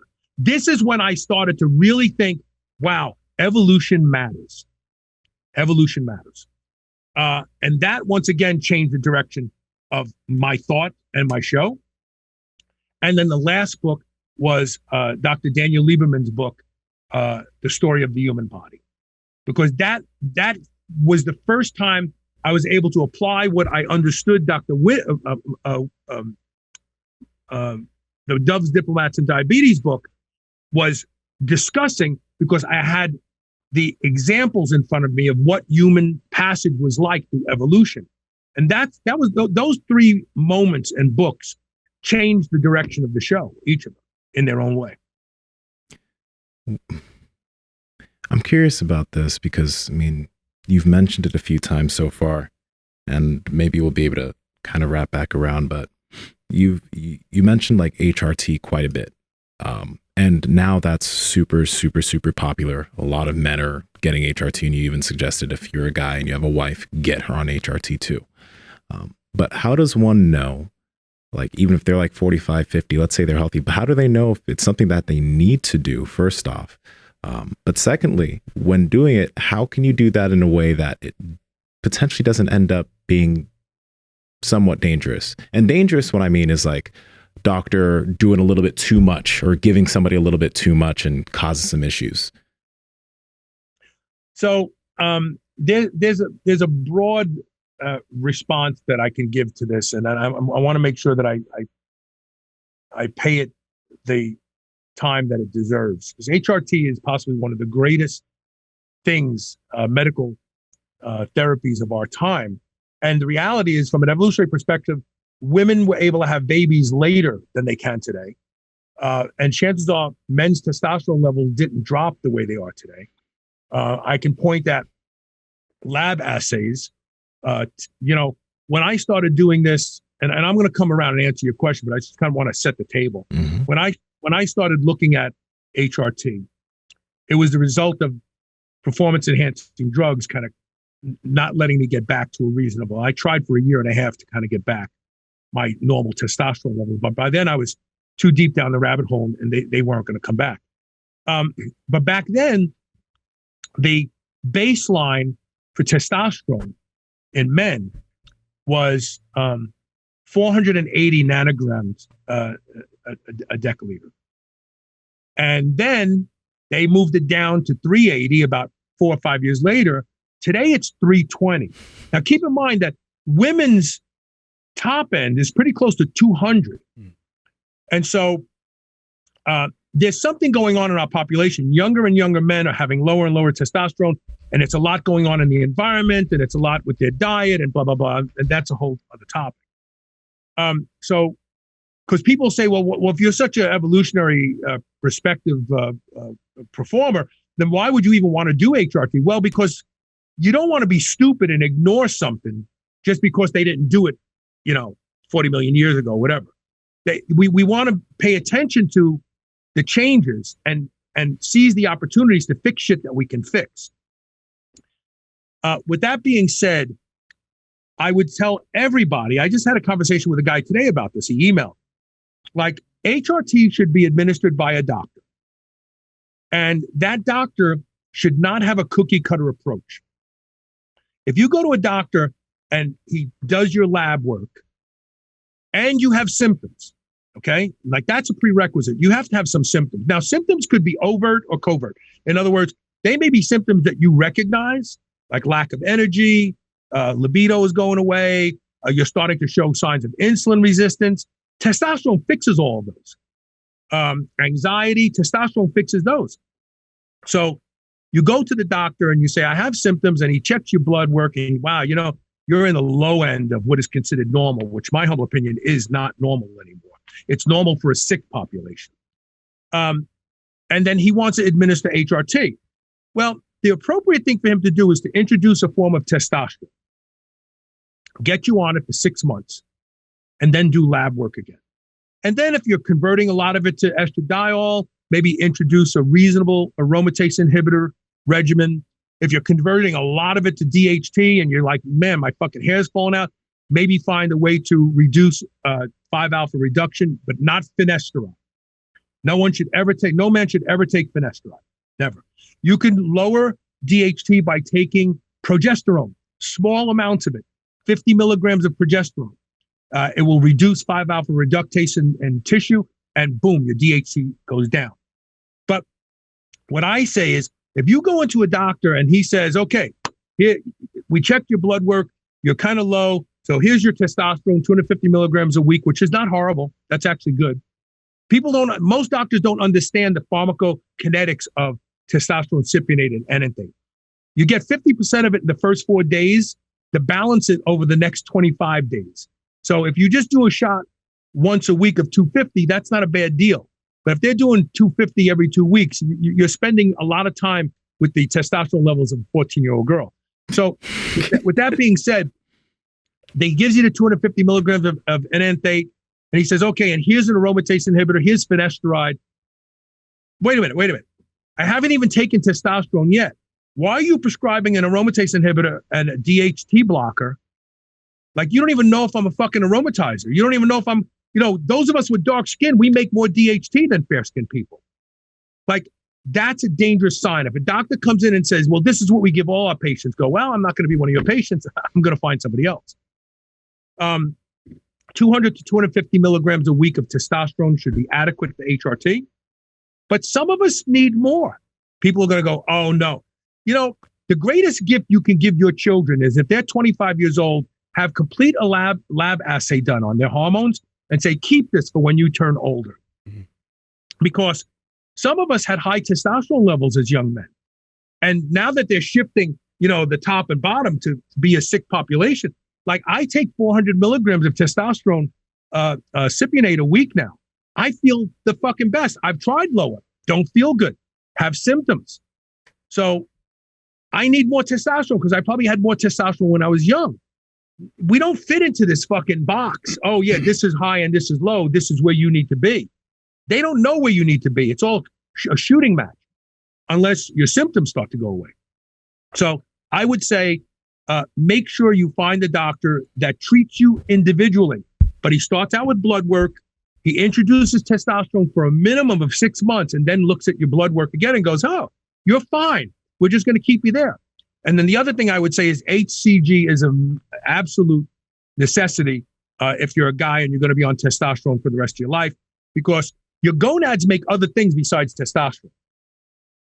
But testosterone will shut your gonads down and they stop making other things too. This is why guys feel great the first year. And then the second year they go, I just don't feel as good. Your gonads make androstenedione, which actually has an effect on the adrenal glands. It gives you energy. And all of a sudden they go, well, I don't have the energy I had before.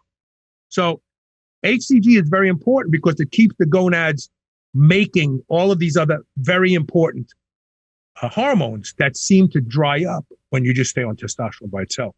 But a lot of guys can just get by with testosterone and HCG and maybe filling in a little DHEA the longer they're on. By the way, just real quick, what would your normal levels of testosterone be? Because now we have these levels of the sick population. That's what we see. What do those the low level of the actual normal and the high level of that? What does that look like?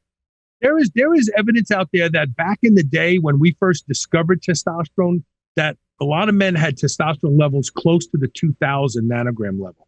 And today that's only achieved with testosterone, but injectable. Yeah, it makes sense. I mean, you go out and, kill an animal with your bare hands or with a knife and you tear that shit off the bone with your teeth. It probably, it probably does some stuff to you, You're just oozing testosterone and you probably at that point. Yeah, and you probably had to be like violent, Yeah. You had to practice a lot of things that we just don't need any of it anymore. It's unnecessary.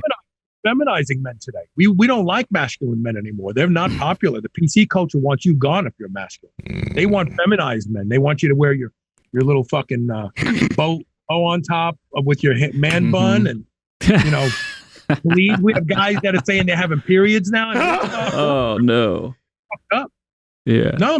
What does HRT? I think it's very much undersold, and I know in your research you've come across this a lot. It's great that it does stuff for our body. That makes you feel awesome. It does great, that it helps with you lifting more weight in the gym. But what is it doing for our brain?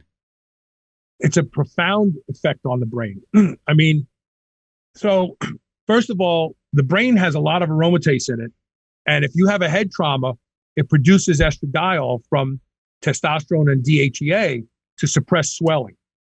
If you don't have DHEA and testosterone, it can't work.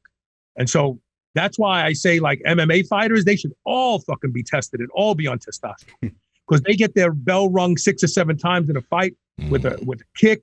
And, and listen, it's well documented that Muhammad Ali had a thyroid problem in some of his later fights, like with Joe Frazier. And generally when your thyroid is low, your testosterone is low too. And he developed what's known as Parkinsono pugilista, which is Parkinson's disease type symptoms from getting hit in the head too much. So testosterone is very important to protecting the brain for men.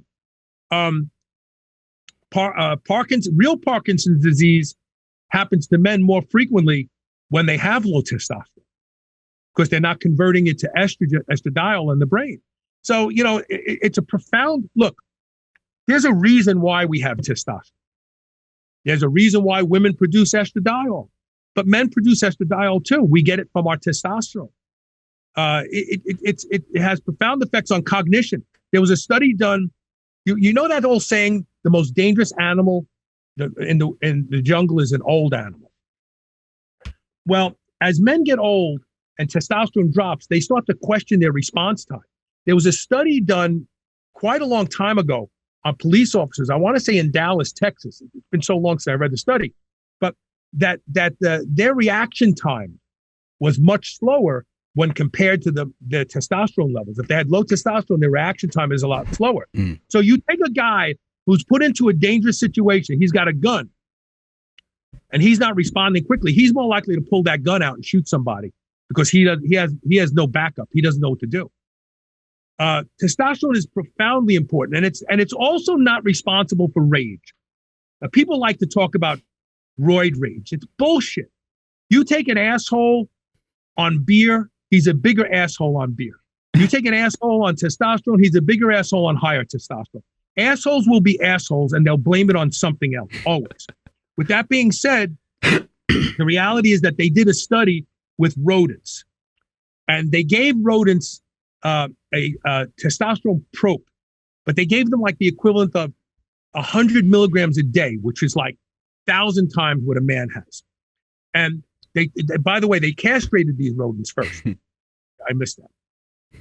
Then they put them in their cages with their prospective other friendly rodents, and they intimidated them. They did things to them. They antagonized them. And these rodents did not become aggressive. But when the threat was real and they became aggressive, the aggression was like 1,000 times faster and harder than the rodents that were not supplemented, which means that testosterone doesn't make you a dick, but if someone fucks with you, you're going to come down on them a lot harder. And what's wrong with that? So what? You're supposed to be a victim to prove that, I want to be a victimize me. No. And that's why men have played a larger role in evolution than women. So women select the men that they want to have children with because of culture. What is important at the time? And for millions of years, what's been important at the time was strong, aggressive men who could hunt and protect. But today, that's not popular anymore. So culture is driving women to choose a girlfriend with a penis instead of a strong man. I'm being real with you. This is the God's honest truth. Women still want strong men, but they don't want to talk about it because they want to blame us for everything that's wrong in the world. But if we didn't have the balls and the testosterone levels to come out of the cage and hunt, we would have been gone from the planet a long time ago. Is HRT, in this case, just testosterone specifically, is that something that you're going to want to cycle on and off the way you would like anabolic steroids? Not if you're an old guy like me. I've been on fucking since 2007. No, because my testosterone levels are never going to come back, and they're not going to ever be high enough for where I want. I don't want to be diabetic. I don't want to die of heart failure. There's all those links to low testosterone, heart failure, diabetes, dementia. They're all linked to. In fact, we're getting ready to do a show that we have a problem in this country right now. Young boys who are going through puberty and don't have the rise in testosterone that they should. And it actually makes them susceptible later on in life to a lot of the negative effects of low testosterone, like heart failure and dementia. We got something going on here. Boys are being feminized. I'm telling you. Is there a danger, from what you've seen with HRT and or even higher levels of taking testosterone, and what are those dangers? Well, we'd have to look at the studies that have looked at high levels of testosterone administration. And Dr. Bashin, I can't think of his first name, he's done about 6 different good studies with 600 milligrams of testosterone and anthate a week. And he's done, some of the studies were 8 months long, 9 months long. One of them was a year long. And they looked at all the purported changes in lipids and aggression and insulin sensitivity. And there's nothing. There's nothing. Now, obviously, we don't have population studies for years, but we don't, one of the funny things that came out of this whole COVID thing is we're now testing people for shit. Like just I mean, if we started testing for the flu, we'd find out a lot more people get the flu every year than get symptoms. Well, if we started testing everybody in the world for testosterone levels, we'd probably find a wide range of variance from continent to continent. And I think we find out that boys in the United States have some of the lowest testosterone levels in the world. So we can't answer that question. We just don't have the information. But now, to come back to N equals 1 or N equals many, we got a lot of guys out there on testosterone, for 5, 6, 8 years, bodybuilders, and they come off and they live normal lives. They don't end up with heart problems and all that other shit. So what about when we start to throw in some of the other stuff? We got goodies, we got Dianabol and, Trenbolone and all these other things. The oral, so Dr. Mauro Di Pasquale believes that the risk of oral is overstated. But with that being said, I think the injectables are not a problem. I think the orals are the big problem because now you're changing the landscape of the liver. The methylation of these drugs is worse for you than the actual molecule. The methylation, I mean, look, you can take methylprednisone, right? They'll put you on that only 2 or 3 times a year because it causes an increase in the thickening of the blood. They call it thrombotic index. It can increase to different types of cancers. So the orals are dangerous just because of the way they're made by the pharmaceutical industry, not the native molecule itself. So I've never been a fan of orals. And I fooled around with D-bol. I fooled around with Anadrol. I one time ordered from Europe what I thought was Anadrol, and they sent me Anavar. I was taking like 100 milligrams a day of that, because I was like, I couldn't send it back. I was stuck with it. But I've always been a big guy. I've never really favored the orals. I just don't. I want to know about this too. Okay. So if we could do you don't hear about HRT. Maybe it's just because we're always having this discussion amongst men, but I really haven't heard much about HRT for women. And again, I'm going back to what you mentioned. If you're a guy who's getting it, let's say you're 45 and your wife's 45, she should get it too. So what should women be paying attention to as far as HRT is concerned? Because I haven't heard conversations about that. Well, so if a woman is going to get on HRT, she needs to get on a multi-hormone protocol. It should include testosterone, 2 different types of estrogen, estradiol and estriol, and then, of course, progesterone, and maybe a little DHEA if she needs it. Again, everything is blood work, really. You put her on progesterone, testosterone, and Biest, and let her live with it for a few months. Look at the absorption, look at where things are ending up.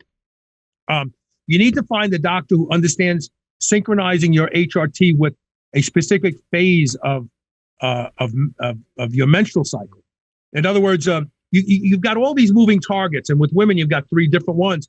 So if he's going to put you into the luteal phase, then everything has to fall into that luteal phase range. But the other thing that I would say for women that's important is if you can get by with the creams, that's the best way to go because you have the pulsatile nature day in and day out.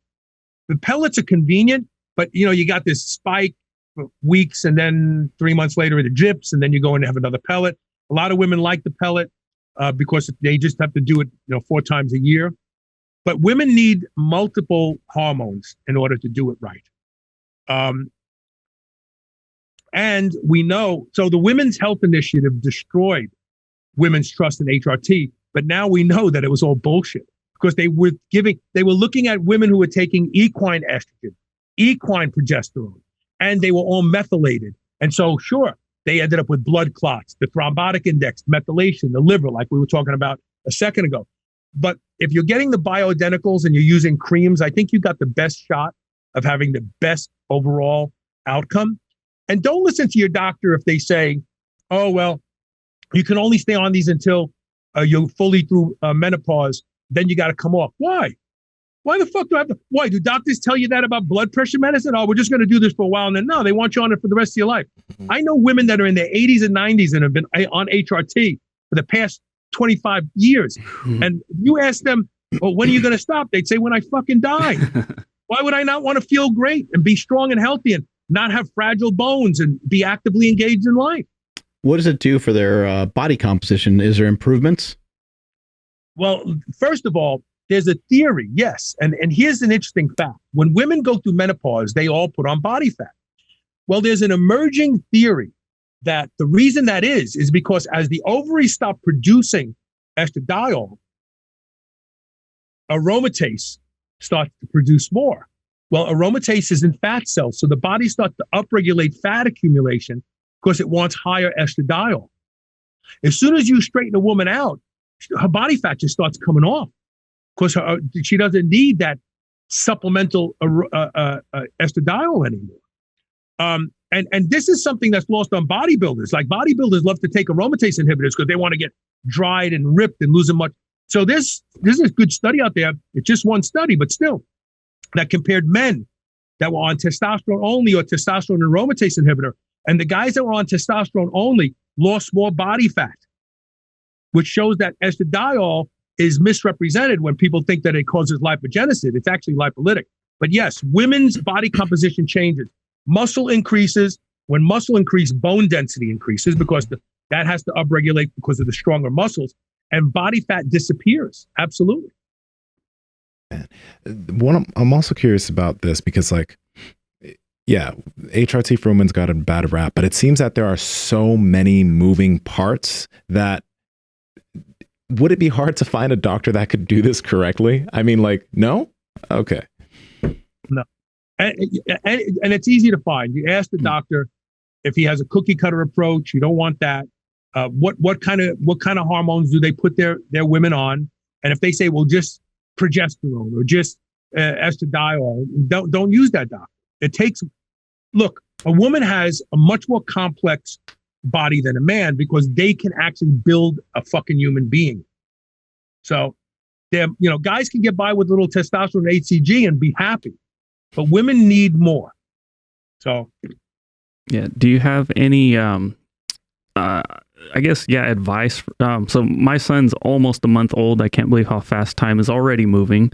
But I was actually opening up a pack of diapers, and I'm like, oh wow, diapers smell like they have a certain smell. I'm like, why the fuck do they have a smell? And I'm looking, I'm like, oh, there's ink in here. Like what? Why is this here? And I'm like, dude, I'm putting this right on his junk. So my first thought was like, I need to find some like unscented natural diapers, because that was my first thought too, was like, well, shit, what is this going to mess up his, testosterone levels later on in life? And it was kind of like like my wife was like, okay, like, yeah, we'll look into it, but like, calm down. It's probably not that serious. And I'm like, well, it might be.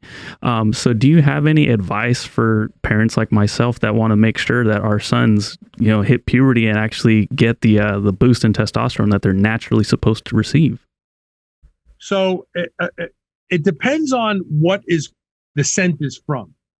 And I don't know what the scent is from. It's like powder, right? Like, it's hard to explain. Well, I hope it's not talcum powder, because there's all sorts of fucking bad science. Right? So you don't want it to be that.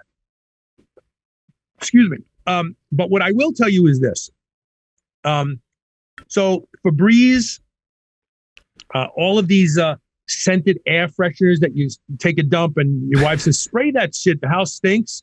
Makes it worse. They actually contain something called phthalates. And phthalates are a chemical compound that are considered anti-androgens. And I did a show about this years ago. I want to say 2007, 2008. It was put on by the Rockefeller Foundation because they have an organization called the Population Center or something like that in Manhattan. And what they discovered was that phthalates look to the body like testosterone, but it has a greater affinity to the androgen receptor than testosterone, which means once it docks in there, it stays longer, and then it blocks testosterone from docking in there, and boys become feminized from it. So phthalates are a nasty, nasty thing, and they're in so much stuff today. Like if you search for all the different phthalates and you start looking at products, like, fuck, it's in everything that has a scent. Yeah, those home things plugged into the wall and stuff, right? Yeah. Yes, those things. And Andrew, even cologne. I don't spray cologne on my chest anymore. I spray it on my fucking shirt, and then I hang it up for a while, and then I put it on. because there's probably phthalates in most of your favorite colognes. Mm-hmm. Yeah, once you go down that rabbit hole, you realize that it's in like all the plastics as well, and like you're kind of fucked. Like you don't want to deal with anything anymore. I just want my house to smell. So these are considered xenoandrogens. We know what phytoestrogens are and xenoestrogens. There are xenoandrogens out there too. So you want to be careful about these things that have strong scents. And unfortunately, you can't fucking avoid them today. It's just unbelievable. It's unbelievable. They're everywhere. Yeah. What are some supplements that you that have stood the test of time for you personally? What are some things that you still utilize from a kind of over-the-counter supplemental standpoint? Vitamin D every day. It'll protect you from even getting COVID-19. I wrote about this in March. Now everybody's fucking talking about it. You and I were talking early about it. I remember that. Yeah, there's a great blog on my website that I detail all of the evidence that vitamin D3 and 25-OHD protect you from AIDS. They protect you from any retrovirus. The virus can't replicate if your vitamin D levels are high. Is there any specific type of vitamin D, or is it just D3? I mean, it's just all the similar. As long as it's a reputable company and there's really as much D3 in there I take 20 to 30,000 IUs a day every day. Of course, I'm dark and I know I need more. And I do get blood tests done a couple times a year, and I try to keep my 25-OHD levels in the 70 to 80,000 picograms or nanogram area. But so I take D3 every day, and in the summer I stop because I lay in the sun every day. And I don't have any skin cancer. I don't even have any fucking moles anymore. I mean, it's really amazing. The other thing that I do take with great regularity is it's a product called SPM Active. It's made by a company called Metagenics. It's actually concentrated portions of what's in fish oil, because I eat a piece of salmon every day. But SPM stands for specific pro-resolving mediators. It's what I feel like I recover faster from workout to workout from them. I'm trying to think what else I take every single day. I use a ton of peptides every day. I have a peptide stack that I use post-workout. I use oxytocin before bed. I take 2 IUs of growth hormone pretty much. Let's back up for a second there. What are these peptides that you take post-workout, and then what's the oxytocin for as well? Well, there's oxytocin in my post-workout. So the peptides in my post-workout shot, 2 IUs of growth hormone, 100 micrograms of modified growth factor 1 through 29, 100 micrograms of GHRP6, 0.5 milligram of BPC 157, 0.5 milligram of IGF-1 EC, which is mechano growth factor, and about 75 IUs of oxytocin post-workout. Yeah. And what are some of these things? What are some of these things doing? I know there's a lot there, but just kind of, I guess, briefly. Doing a lot of stuff. So oxytocin has been shown to make old muscle heal like new, like young muscle. Oxytocin also crushes cortisol. So post-workout, you want to get your cortisol down as quickly as possible. Oxytocin is also what you produce when you have an orgasm. And I've talked about this on the show. The more orgasms you have, the healthier you will be and the longer you will live, because from an evolutionary perspective, job number 1, Maslow has nothing to do with it. Your fancy car has nothing to do with it. Your Instagram likes have nothing to do with it. It's making fucking babies. And as long as you can keep your body thinking you're making babies, you will fucking be healed and recover fast. I whacked off a lot. I think I got that part covered, Me too. When I was a kid, I was whacking off before anything came out. I just was like, ooh, wow, what was that? I'm going to do that again. I'm serious.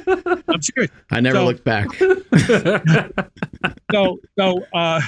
But IGF-1, mechano growth factor, growth hormone, and 2 growth hormone secretagogues are working hand in hand. People say to me, well, if you're taking growth hormone, why are you taking modified growth factor 1 through 29 and GHRP6 and IGF-1 EC? And I say to them, because none of those would happen without the other being in your system naturally. If your body's going to produce growth hormone, those other things have to be there. And if it's going to produce IGF-1, those other things have to be there. And plus your body, the growth hormone that I get from the pharmacy is only the 191 amino acid version. There's 4 different forms of growth hormone that your pituitary produces. So I stack those together. And then BPC 157, because it really is magic for recovery. And are peptides something that's legal? You said you got some at a pharmacy, and then that seems like a nice little cocktail of different ones. Are you putting that in like one shot, or is that like multiple throughout the day? I put all but the IGF-1 EC in one syringe, and then I put the IGF-1 EC in its own syringe, because I learned peptides are very, very unique. So each amino acid is like a word, and the bonds are like punctuation. Well, IGF-1 EC has very weak bonds. If I put it all in one syringe, I start to see these little cloudy particles. And what's happening is the peptides with stronger bonds are breaking the IGF-1 EC up, and it's sticking here and sticking there. So once I learned that, none of that's been shown in science, but I've been using peptides for fucking at least 16 years now. I started off with GHRP6 back in the day and real IGF-1. But I figured out that like when I put it in with other peptides, it kind of gets attracted to shit. It kind of clumps up, and you can see the little clouds in there. And so I just started putting it in its own syringe. And there are some pharmacies that sell these peptides, but some of these peptides I'm getting from other sources because the FDA won't let them sell them. With BP 157, you mentioned the recovery, and it's my understanding a lot of people utilize that for injuries and stuff. Have you found it to be productive for that? Because I know there's a lot of people that listen that are in pain and that have a lot of injuries. Yeah, it's really good for soft tissue injuries. Bursitis, tendonitis. It's magic. I mean, in a couple of days. My son he's a rock climber, and he lived with tendonitis from gripping that shit for years. He would just, he'd say, well, once I start climbing, it loosens up, it goes away. And he took BPC 157 at 0.5 milligram or 300 micrograms a day. And in a week it was gone, and it's never come back. And is that something hormonal? Can women take it, or do you have to follow it up with something else, or it's pretty straightforward? BPC, all peptides women can use. It's not a hormone. These are folded proteins. That's all they are. They're actually what a peptide is that it's a message from one cell to the other. And so these are cellular messages. They tell cells to fix shit. That's what they really do. And all of these things you had to inject? Yeah, but they're sub-Q, like an insulin syringe. So you just have to pop it in your skin and just let it go. It's not intramuscular. Don't feel it hardly at all. Gotcha. Yeah. I do have one question. Because you mentioned vitamin D, but the second thing you mentioned was 25-OHD. I've literally never heard of that. Same thing with SPM active. I haven't heard of any of those things. And those aren't peptides, I'm assuming. There's something else? Yeah. So when you take vitamin D3 orally, which is called cholecalciferol, the liver converts it to 25-hydroxy-D, which is 25-OHD. And 25-OHD is the magic. That's where all the benefits of vitamin D come from. So until it's converted to 25-OHD, it's not really helping you. And that's why it's important to supplement, but then have your 25-OHD tested to see where that's going. Can we inject the 25-OHD? No, you can't, unfortunately. Come on, Carl. No, right? Let's go, man. I haven't focused on that yet. But no, it's so cheap to buy. You can buy a big bottle of vitamin D3 today for like $9. And then the SPM or SM? SPM actives, SPMs are made by several different companies out there today. They're concentrated fractions of fish oil, the portion of fish oil responsible for suppressing inflammation. See, the magic of fish oil, unlike NSAIDs and other shit. So NSAIDs and other shit suppresses, it shuts off inflammation. But if you shut off inflammation, you shut off healing. Fish oil speeds up healing. It helps resolve, so you recover faster. Wow. We got through quite a bit. Last kind of round of questions here is, what do you eat nowadays? Like, how do you eat? Like, are you utilizing any fasting methods? Are you eating carbs around workouts? Like, what are you doing nowadays? I ate 2.5 pounds of beef yesterday, and I'll eat 2.5 pounds of beef today. Nice. I'm not training today, so I'm not worried about carbs, but I do use carbs post-workout, but just a little. It depends. I'll have a white potato or a sweet potato, maybe 30 or 40 grams. That's all. Because, weight training doesn't really deplete you of glycogen like everybody wants to think it does. But you don't need that much. What do you like to do, and what are you like passionate about aside from this podcast that you do and all this research, and there's probably some other shit that you love to do that gets you away from the gym and gets you away from some of this. I'm a part-time inventor. In fact, I haven't talked about this on anybody else's show, but I have a patent on a device that will keep you from losing your gun. Yeah. You told me a little bit about it. About 3 months ago, I was in a furniture store buying furniture for a new home we purchased. And I carry what's known as inside the waistband appendix. I carry a gun in the front of my pants. And so when I go in the bathroom, I got to take my gun off. If I unbuckle my pants, I got to take my gun off. So this one day I put the gun on the back of the urinal like I've been done 1,000 times before. Oh, shit. Yeah, exactly. When I got home that night at 10 o'clock, I was getting undressed. I said to I call her my wife. Elisa and I aren't married yet, but we may as well be. I said to my wife, Elisa, I said, fuck, where's my gun? And so a cascade of events happened that night. And it turns out I found my gun. It was in the house because I had come home earlier that day. I got poured on in the rain. I got undressed in the laundry room and I put my gun in the laundry room and I found it. But I didn't find it until I had already called the police department because I got to file an NCIC report. Like I lost my gun. And the cop told me a lot of people are losing their guns now because so many new people carrying guns that, I mean, I was raised with guns. So but there's new people that don't think about their gun. And he goes, yeah, we're having a lot of this. And so after I realized I had the gun, I had already shit my pants. I was like, fuck, man, I just bought a house. Life is good. That gun's going to get picked up by some kid. He's going to shoot some other kid. I'm going to be dragged into court, and for the next 20 years, I'm going to be the guy who lost his gun and some kid shot somebody with.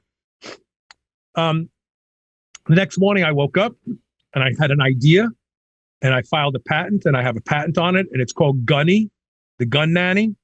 And we'll have the first units probably in about 4 months. Wow. But it's a 7mm square chip and it comes with an industrial adhesive and you can stick it to the bottom of your magazine or you can stick it to the side of the gun. And if your gun it has a geofence, that's a big bore, by the way. That's a 45, and that's some little pussy 9mm. And so if your gun so you set the geofence for 10 feet, and if the gun gets 10 feet away from you, an alarm goes off on your phone. It gives you a GPS rendering of where you were the last moment that the gun checked in. Gun checks in every second. So theoretically, you walk away from your gun, it should go off immediately. You go, oh, fuck, I left my gun there. But if you do get far enough away from it, you don't realize it, you'll be able to go right back and get your gun. The app is going to do a lot more than that, like so many things that gun owners will want it to do. But yeah, it's called Gunny, the gun nanny, and it'll keep people from ever losing their fucking handgun ever again. And what's up with this vitamin D3 cream that you made? Do you still have that around, or have you brought that back? I want to reintroduce it, but I've got so many other things I'm working on right now. But yeah, I mean, I got a new testosterone preparation that will be out in about maybe 30 to 60 days. I'm working with a pharmaceutical company for the past couple of years to bring that to market. It's going to be a daily injectable testosterone. Right. Because at 6 a.m. That's the way to go, yeah. 6 a.m. men pulse a testosterone pulse. And then it dips and it goes down towards the end of the day.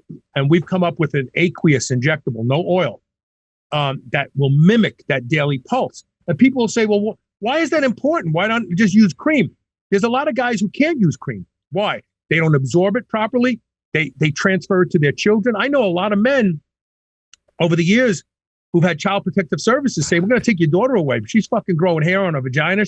Her titties are budding. And it's because you're getting that testosterone on her. So this is it's actually called Natural Rhythm. It's trademarked and it will be patented. And the formula has taken a good 2 years to come up with. It works fucking great. And it'll be a great alternative to guys who want a reliable way of getting their testosterone levels up and not have any of the negative effects because the only reason why we have to take aromatase inhibitors and shit like that is because of the long acting esters. It eliminates that problem. I mean, it's going to be so beneficial. Is it, is it water based? Basically? It is. Yeah. It is. Dude, but it's not. What it's the not, fuck? It's not like suspension. Hold down. Hold down on me over there. For reals. That's outstanding. Yeah. So we'll have that. Hopefully, we'll have that in 30 to 60 days. We're just undergoing the sterility test. It's got to stay sterile for the next 30 or 60 days, and once it's done with that, then we go to mass production. And is that like, let's say like I'm a customer future trying to get my name on the list of pre-orders, but like would somebody get like I don't know, like it's like a 30-day kit or something, since they're doing it every single day, or how's that going to work? Yeah, it's going to be a 30-day supply. Your doc will be able to prescribe it. It's going to be super fucking cheap, like so cheap. Wow, ridiculous. Yeah, I know Stan Efferding's been doing that for years. He does a shot every day. I want to say it's like 40 or maybe 50 milligrams a day or something like that. So the problem with that, I actually introduced that. So I got so tired of sticking needles in my hips and my quads that I started to inject sub-Q. It was 2010. I had Dr. John Chrysler on my show, who's since passed away. And I told him, I said, John, I'm not doing intramuscular anymore. I'm doing sub-Q. And he said, it's a bad idea. You're going to have higher aromatization and blah, blah, blah, blah. And I kept doing it anyway. And no one was doing sub-Q when I first started doing it. This is God's honest truth. I'm not patting myself on the back. I have evidence because I have a show recording. So a couple of years ago, he writes a book about sub-Q testosterone. And I don't care.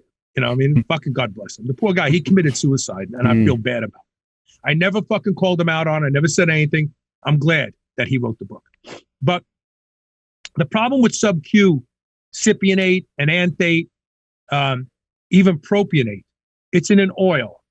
And that depot stays for days and sometimes weeks. Right. So you're not getting that one-day rise and it's gone. So we had to find a way to create the vehicle first that would work. And it's not as easy as you think it is, because we tried fucking everything. I started out with daily injectable oil, and the testosterone released over 6 days. Like, that's not going to work. That's not a daily pulse. That's a 6-day pulse. Like, we'll just stay with the enanthate, stay with the propionate. But we created the vehicle, me and a guy named Justin Kirkland. Guy is brilliant. We unlocked the code, and it's such a sophisticated vehicle, but also it's such a sophisticated 2 forms of testosterone that we're eligible for a patent on it. This is amazing. Yeah. I didn't know you had all these things cooking. I knew about the gun. You told me about that. But that's fantastic. Anything else? Any other inventions you're going to? I will bring the Primal D back, but it's just not on the front page right now.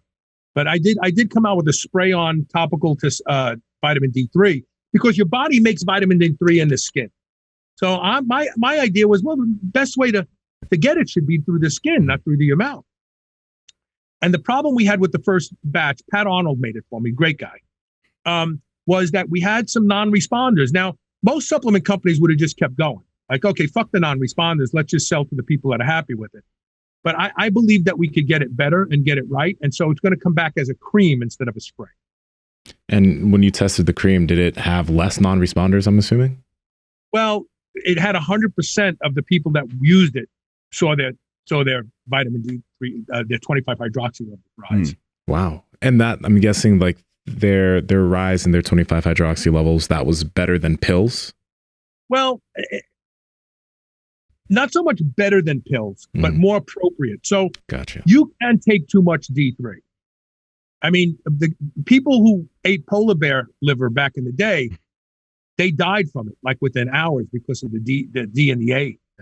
But then they realized it was in the sheath around the liver, and they would peel that off and they'd eat the liver.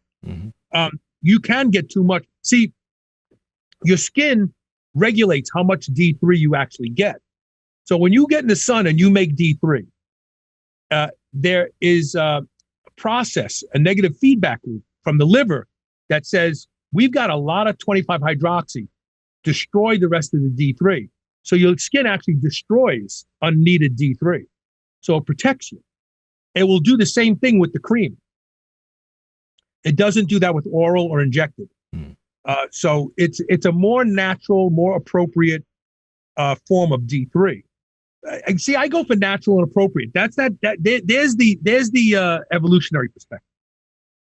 Gotcha. I say vitamin D has a pulse and we should honor it. Testosterone has a pulse and we should honor it.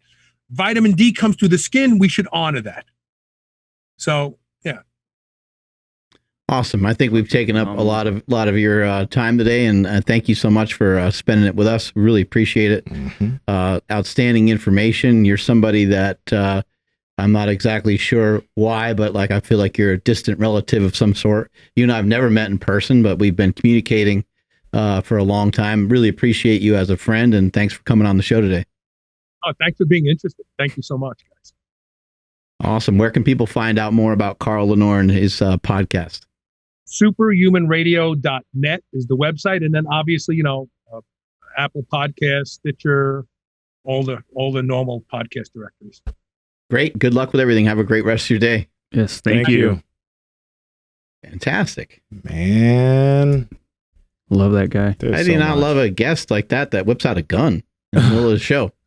Yeah. Anybody else get uneasy when he's pointing at the camera? A little bit.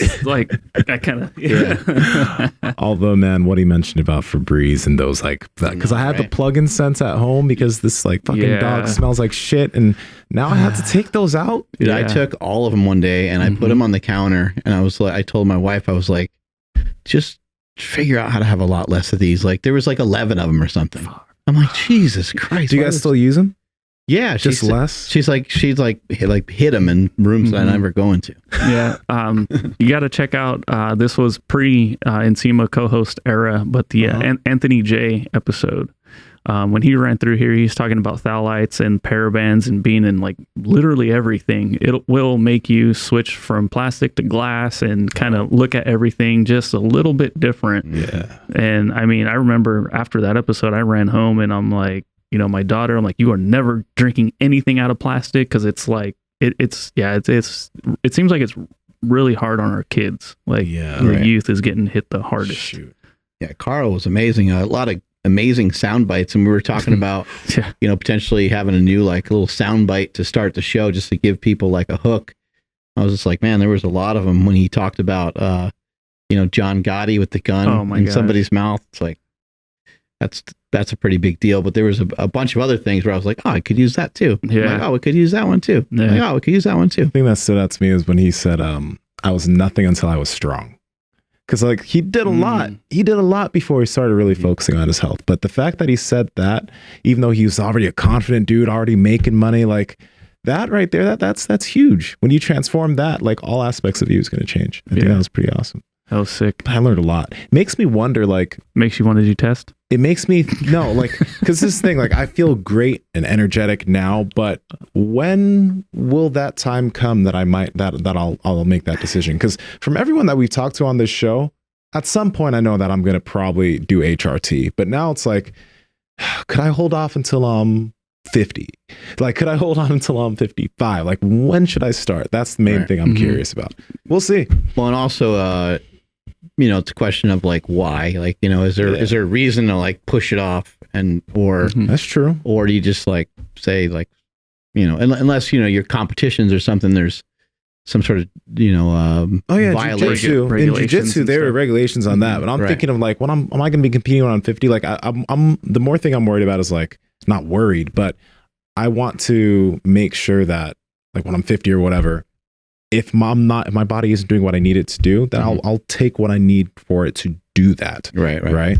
So now, no, I can't do that. Yeah, I think the main thing that people end up a big reason on why people end up taking steroids in the first place and or doing HRT as it's called nowadays.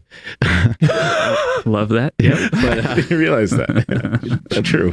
Yeah, kind of all the same thing, I'm right? Not on steroids. HRT. Yeah, that was my brother's movie. My brother's the guy's well, we don't just prescribe drugs here, and my brother goes, yeah, you do, and the guy goes, yeah, I guess you're right. But anyway, I think one of the reason why people decide to do it is because of the conversation that's going on in their brain. Like, you know, you're like, something's not working the same way as it used to. When I go to the gym, I'm a little like, you know, and I'm not as motivated as I once was. I mentioned it several times before, but somebody on my YouTube channel, they were like, oh, well, it's easy for you to say because you're on steroids. And I was just like, at first I was like, you know, kind of thinking like, oh, that was a kind of pretty negative comment. But actually I was like, actually, no, the guy's totally right. Like that is a big reason why I'm motivated. And people have no problem walking around with their coffee in the morning, right? And people have no problem with, you know, other people are seeing you drink that. And that's a thing that peps you up for the day. Yeah. I'm taking something that peps me up for my day. And who's to say what's better or what's worse? Yeah. It's a funny visual, man. Like people walking around with their coffee. Walking around with my needle and shoulder. I got my trend. Not trend, but it's just funny. Yeah, whatever. It makes sense. That's the world I want to live in. Yeah. You know, go to Starbucks and get your injections. But I mean, no, man, it does make a lot of sense. There's a big negative stigma on it. And it could be super helpful. Like he took it, you know, his heart, all these things kind of just changed. Right. Some people that are really heavy, that have had a hard time with their nutrition over the years, some HRT, some intervention from a good HRT doctor can be really, really transformative. The main thing to know there, though, is that if you have not changed your habits, you know, I always think it's a great idea. Get some motion going yourself. And I know I just mentioned how it can help motivate you, but you don't want to rely on motivation from anything other than what you already have on the inside. Start with that. Once you get moving and once you have demonstrated that you have some disciplines, go to a doctor and get your blood work done and see what it looks like. And if it looks like, because these HRT doctors, what they'll do is they'll just take you to that. They're not trying to have you have crazy testosterone levels. They don't want you to have like 2,000 or 3,000, you know, for your testosterone levels. They're usually just looking for you to be on the high end of that normal range. So if you're at 1,000 or 1,200, then you're money. That's usually like right about where they want you to be. And that's what a lot of the research shows to be the safest. I think if you're able to keep it, you know, below 2,000, I think you're in a good range. And there's a lot of other things to consider too. There's like your free testosterone and so on. But you know, for people that have been really struggling, they've been trying to figure out their nutrition for years and figure out their diet, you know, get your habits in place. And then once those are in place, if you think that you need something, you're 40, 45, 50, I would say, hey, you know, why not? Like it's not going to, steroids on that level is so minor. It's not going to take your body long at all to rewind anything that it did. Cause it can potentially cause like fertility issues and things of that nature. And so if you're somebody that still desires to have a child or something like that, those are all things that you would want to consider, but those are all things that an HRT doctor would go over with you. Yeah. Mark, do you think, and I mean, I guess we got to establish that you're not a doctor. So, you know, right out the gate, clarify that in case people were confused. But do you think, because even Carl had mentioned like the anti-estrogen, I don't know what they're called. Aromatase inhibitors. Yeah. Those, do you think people are kind of jumping on those a little too quick without really even knowing maybe blood work, or maybe they're actually not even taking enough testosterone to even like need something like that? Yeah, I wouldn't advise taking them. I don't think they're really necessary. They're decent to have around. I think the best thing to do is to get your blood work done. That way you actually know. But to go shooting down your estrogen levels without really knowing, like the one of the issues is, I don't know why it's this way, but the aromatase inhibitors are really, really powerful. So if you take them, they like annihilate your estrogen. And even if you take them like sparingly, like some people will take like half a tablet, like every third day or something. And even when you take it that way, it still seems to, your estrogen gets kind of smashed. So I don't think it's that necessary. There's more and more information coming out all the time. That hormone optimization YouTube channel is fantastic. There's a lot of great information on there. But I think when you drive down your estrogen levels, some weird shit can happen to your cholesterol, which your cholesterol isn't always a marker of much of anything. We still don't know. There's like still so much information, but I remember going to the doctor one time, and I think my good cholesterol, and this is when I was young. This is like a long time ago. I've been on this stuff for a long time. I remember my good cholesterol was like 16 or something. It was just like annihilated. It was just like gone. And it was because of the estrogen. It wasn't necessarily because of testosterone. So you have to think about testosterone in some cases is upping your bad cholesterol. And then the estrogen is wiping out, you know what I mean? And so there's probably a lot of reasons for it, because cholesterol is, testosterone is made from cholesterol. So the blood circulating in your body might not have as much cholesterol in it as well, because maybe there's really no need. Maybe there's not as much need for it to be circulating in the blood when you're utilizing something like testosterone. I'm not really sure, but I do remember that. I never noticed anything negative from it. Like personally, like I never was like, oh man, my estrogen's real. I didn't notice, anything there, but, the estrogen, like these aromatase inhibitors, I don't think there's a lot of great reasons to just jump on them right away. I do think it's smart to have them.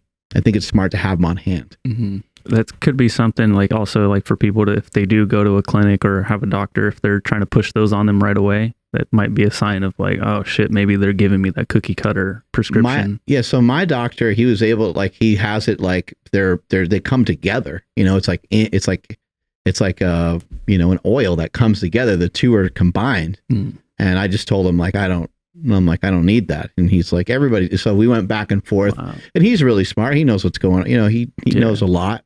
But we just had some differing opinions. And I said, well, how about I just get the pills? And like, if you see that my estrogen goes up via blood work, then let's, we can discuss and re-game plan right there. But I thought Carl, I thought he handled some of those questions really well about testosterone. And I would say that he maybe underplayed, like some negative side effects that can happen. Like if you take a lot of shit, or if you take, trenbolone and some of these things, they really impair like your sleep. They can throw you off quite a bit. So, I just want people to understand that, like, if you're going to play around with, if you're going to embark on utilizing performance enhancing drugs and utilizing steroids, I really hope that you have somebody in your corner that knows what they're talking about.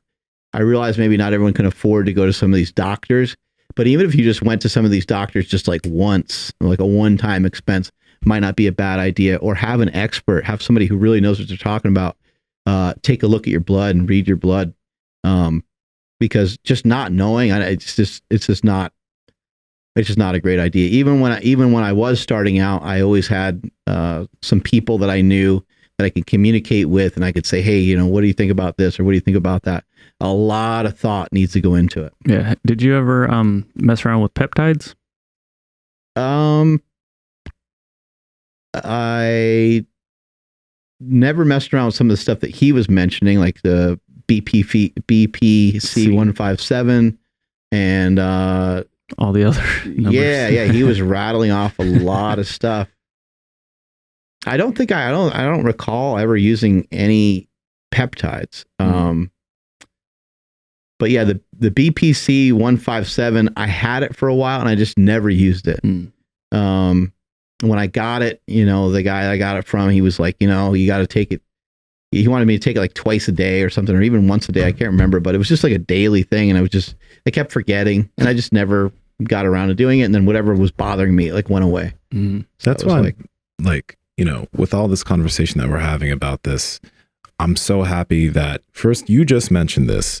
Make sure that you have certain habits set in line before you embark on this journey. It's a must. You have to. Because the example you just said, right? Some of those things mess with your sleep. But if you've already been having bad habits with your sleep before this, and now you're trying to make a change, and the first thing you turn to is something, it might just wreck you even more in that realm, and you don't even know that that's messed up. Well, you think you want more muscle mass, and you're like, yeah, I'm gonna take steroids. And it's like, well, you don't even have the discipline to go to bed on time. You're like a little kid almost, right? Yeah. Like, so let's back things up a little bit. How about you start to work on getting a little bit better sleep? And how about you work on eating? Because eating can be a giant, you want to get big, like Carl was pointing out, it's a pain in the ass. Mm-hmm. So yeah, make sure you have those things in check first before you go thinking that you're not going to be able to checkmate anybody that way. It doesn't work that way. I mean, also think about this, man. Think about how big of an effect that, sunlight and vitamin D do have on your hormonal levels. And if you're a guy that, let's say you work out a bit, but you're not getting good sleep and you're always inside of a building, right? And your test levels are low or kind of low. Think about how much could happen from you starting to get good sleep and make sure you get some sunlight and your vitamin D levels in the right way. Think about how big of a free boost that's going to be for you without having to venture into the realm of test. Not saying it's bad. It's just like you said, get these basic, simple things handled first before you make that addition to all of these things that you're trying to do. Right. And, keep in mind, Carl's an older guy, and even for myself, even though I started at 25, I was already lifting for a long time. I started lifting when I was 12. So I had a lot of years of lifting. And I would say from the time I was 15 to 25 or so, about 15, like I knew what the hell was going on. Like I had decent lifting knowledge. I started out with powerlifting. I had good people in my corner that coached me through some powerlifting. And I started to understand at least a little bit about nutrition on how to be big and how to be able to handle these weights that I was going to be lifting. And so I had already a long history laid out. Like, I don't think it's a great idea for anybody to just be training for, 2-3 years and then just be like, yeah, I'm going to, it's like, man, like, if you have been lifting for 2 or 3 years and you feel like you're stuck, I mean, you have many more years to go before you actually get stuck. Mm-hmm. I've never seen anybody get stuck after 2 years. So you still have a lot more progress that can be made. I would say like maybe the cap that I see for most people is about, which sounds really weird, but it's probably like 5 or 6 years. But I'd also spend a year researching it, spend a year thinking about it, spend a year looking at it. And for either sex, I mean, I would definitely, it definitely comes into play on if you want to have children or not. I don't know what the research says, and I don't know. I would imagine if you take HRT dosages, you're probably totally fine. I was fortunate that when I came off, I was able to have my daughter Quinn. But for some guys, I know it doesn't work out that way. And it's like, man, like that's a big fucking deal. Mm-hmm. So there's a lot to consider with all that. Mm-hmm. Yeah. I'm obviously this is just like my thinking, because someone like Tony Huge, he's obviously done everything. He can still pump out a baby. You hear about other people that, only did a little bit, whatever that even means. Right. And it's like they're in so I just feel like, man, maybe sometimes like it, I don't know. It's hard to explain. Right. But you know what I mean? I think that I actually personally don't think that testosterone would cause any real harm to any of that, really, honestly. But I mean, if you did it for a long time, maybe it would be hard to get back to normal. I think in some cases where I've seen it, people were just unsure, which is almost even worse because they didn't have a kid, previously. That's right? What I mean. Yeah. Like sometimes, unfortunately, a man just hasn't been able to have a baby, or they don't pair up with their mate very well. Yeah, there's something there. Obviously, that's just me, just because I've seen people that have tried, and it's just like, man, this person's never done anything. Like my head goes there first, right? I'm like, this guy's never injected or done SARMs or did anything, and this is happening to him. So it's a bummer. Do you agree with Carl when he was talking about, doing tests for like the first year, it's like, you're a race car, and then the next year it's like, oh, I'm slowing down a little bit. Have you, heard anybody else say something like that? Not really. No, I haven't heard anybody. I haven't really heard anybody use that like same analogy, but I guess it's something that makes sense for him. I do wonder about this. You remember when we had Dr. Gould on, and there was something we weren't able to ask him. It was, not everywhere are you able to get sun all year long, right? So maybe there are certain times of the year where your vitamin levels should be a little bit low, vitamin D levels, and is it right for them to be high all the time? Chrono vitamin D3. Yeah, right. But chronotypes. That makes me wonder. I mean, if for men, if our levels do go down as we get older, right, and higher levels make us feel younger. I mean, I get it, 40, 50, whatever, 60. Yeah, all right. But when you get to your 80s, 90s, I'm just curious to see what's going to be going on with people taking HRT into those times, because I hope to God that it actually is great. Right. And I hope that there are no really weird side effects, because this is a new thing for us. We don't have, I don't think we have evidence of anybody in their 80s and 90s going on HRT, right? But now we will. Yeah. And if it turns out great, that's awesome. But I wonder, like, is there a good reason for having those levels go down as you become an older individual? Right. A healthy reason. I don't know, but makes me wonder. I think from like a practicality standpoint and from like a evolutionary standpoint, you're supposed to be able to reproduce for about yay long, and then your luck runs out, Yeah.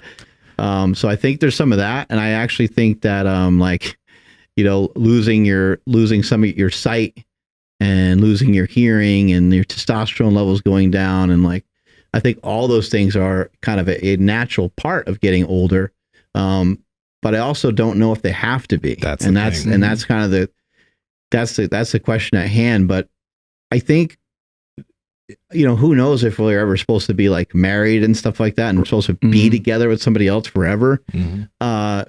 But in some weird way, it works out pretty decent. If you're with someone forever, you're similar age, and you both go on that decline together, and now you're buddies and friends, and you don't fuck as much anymore. My dad popped out a baby at 60. Yeah, that's amazing. That's amazing. Just like super quick thought, maybe the decline is to slow us down on purpose. We can't be 80, 90 years old trying to hunt a wolf like a dinner, right? Watch us. I know, but I'm just saying, so maybe evolutionarily we're supposed to slow down so that way we can be the wise old man to teach the rest of the tribe how to hunt, how to gather, how to do this and that. Time for us to step aside. That's an out there thought, but that's just what hit me right now. But hey, fuck, I guess modern technology is just like that. That's what, we're supposed to be advancing, right? Yeah. So maybe this is just a natural part of our advancement. When you're old, you don't have to feel old. In my 90s, I'm going to be on so much shit. Hey, me too, I guess. Well, and maybe to Carl's point, like maybe they are supposed to go lower, but maybe they're not supposed to go as low as what we're seeing nowadays. That was huge, yeah. Because of all the fucking potpourri in the air. Man. Yeah. Don't be spraying that shit near me. You're going to give me tits. For reals. Take us on out of here, Andrew. I will. Thank you, everybody, for checking out today's episode. Almost made it. That looks so online. It was online. It was front of the rim job. Yep, front of the rim.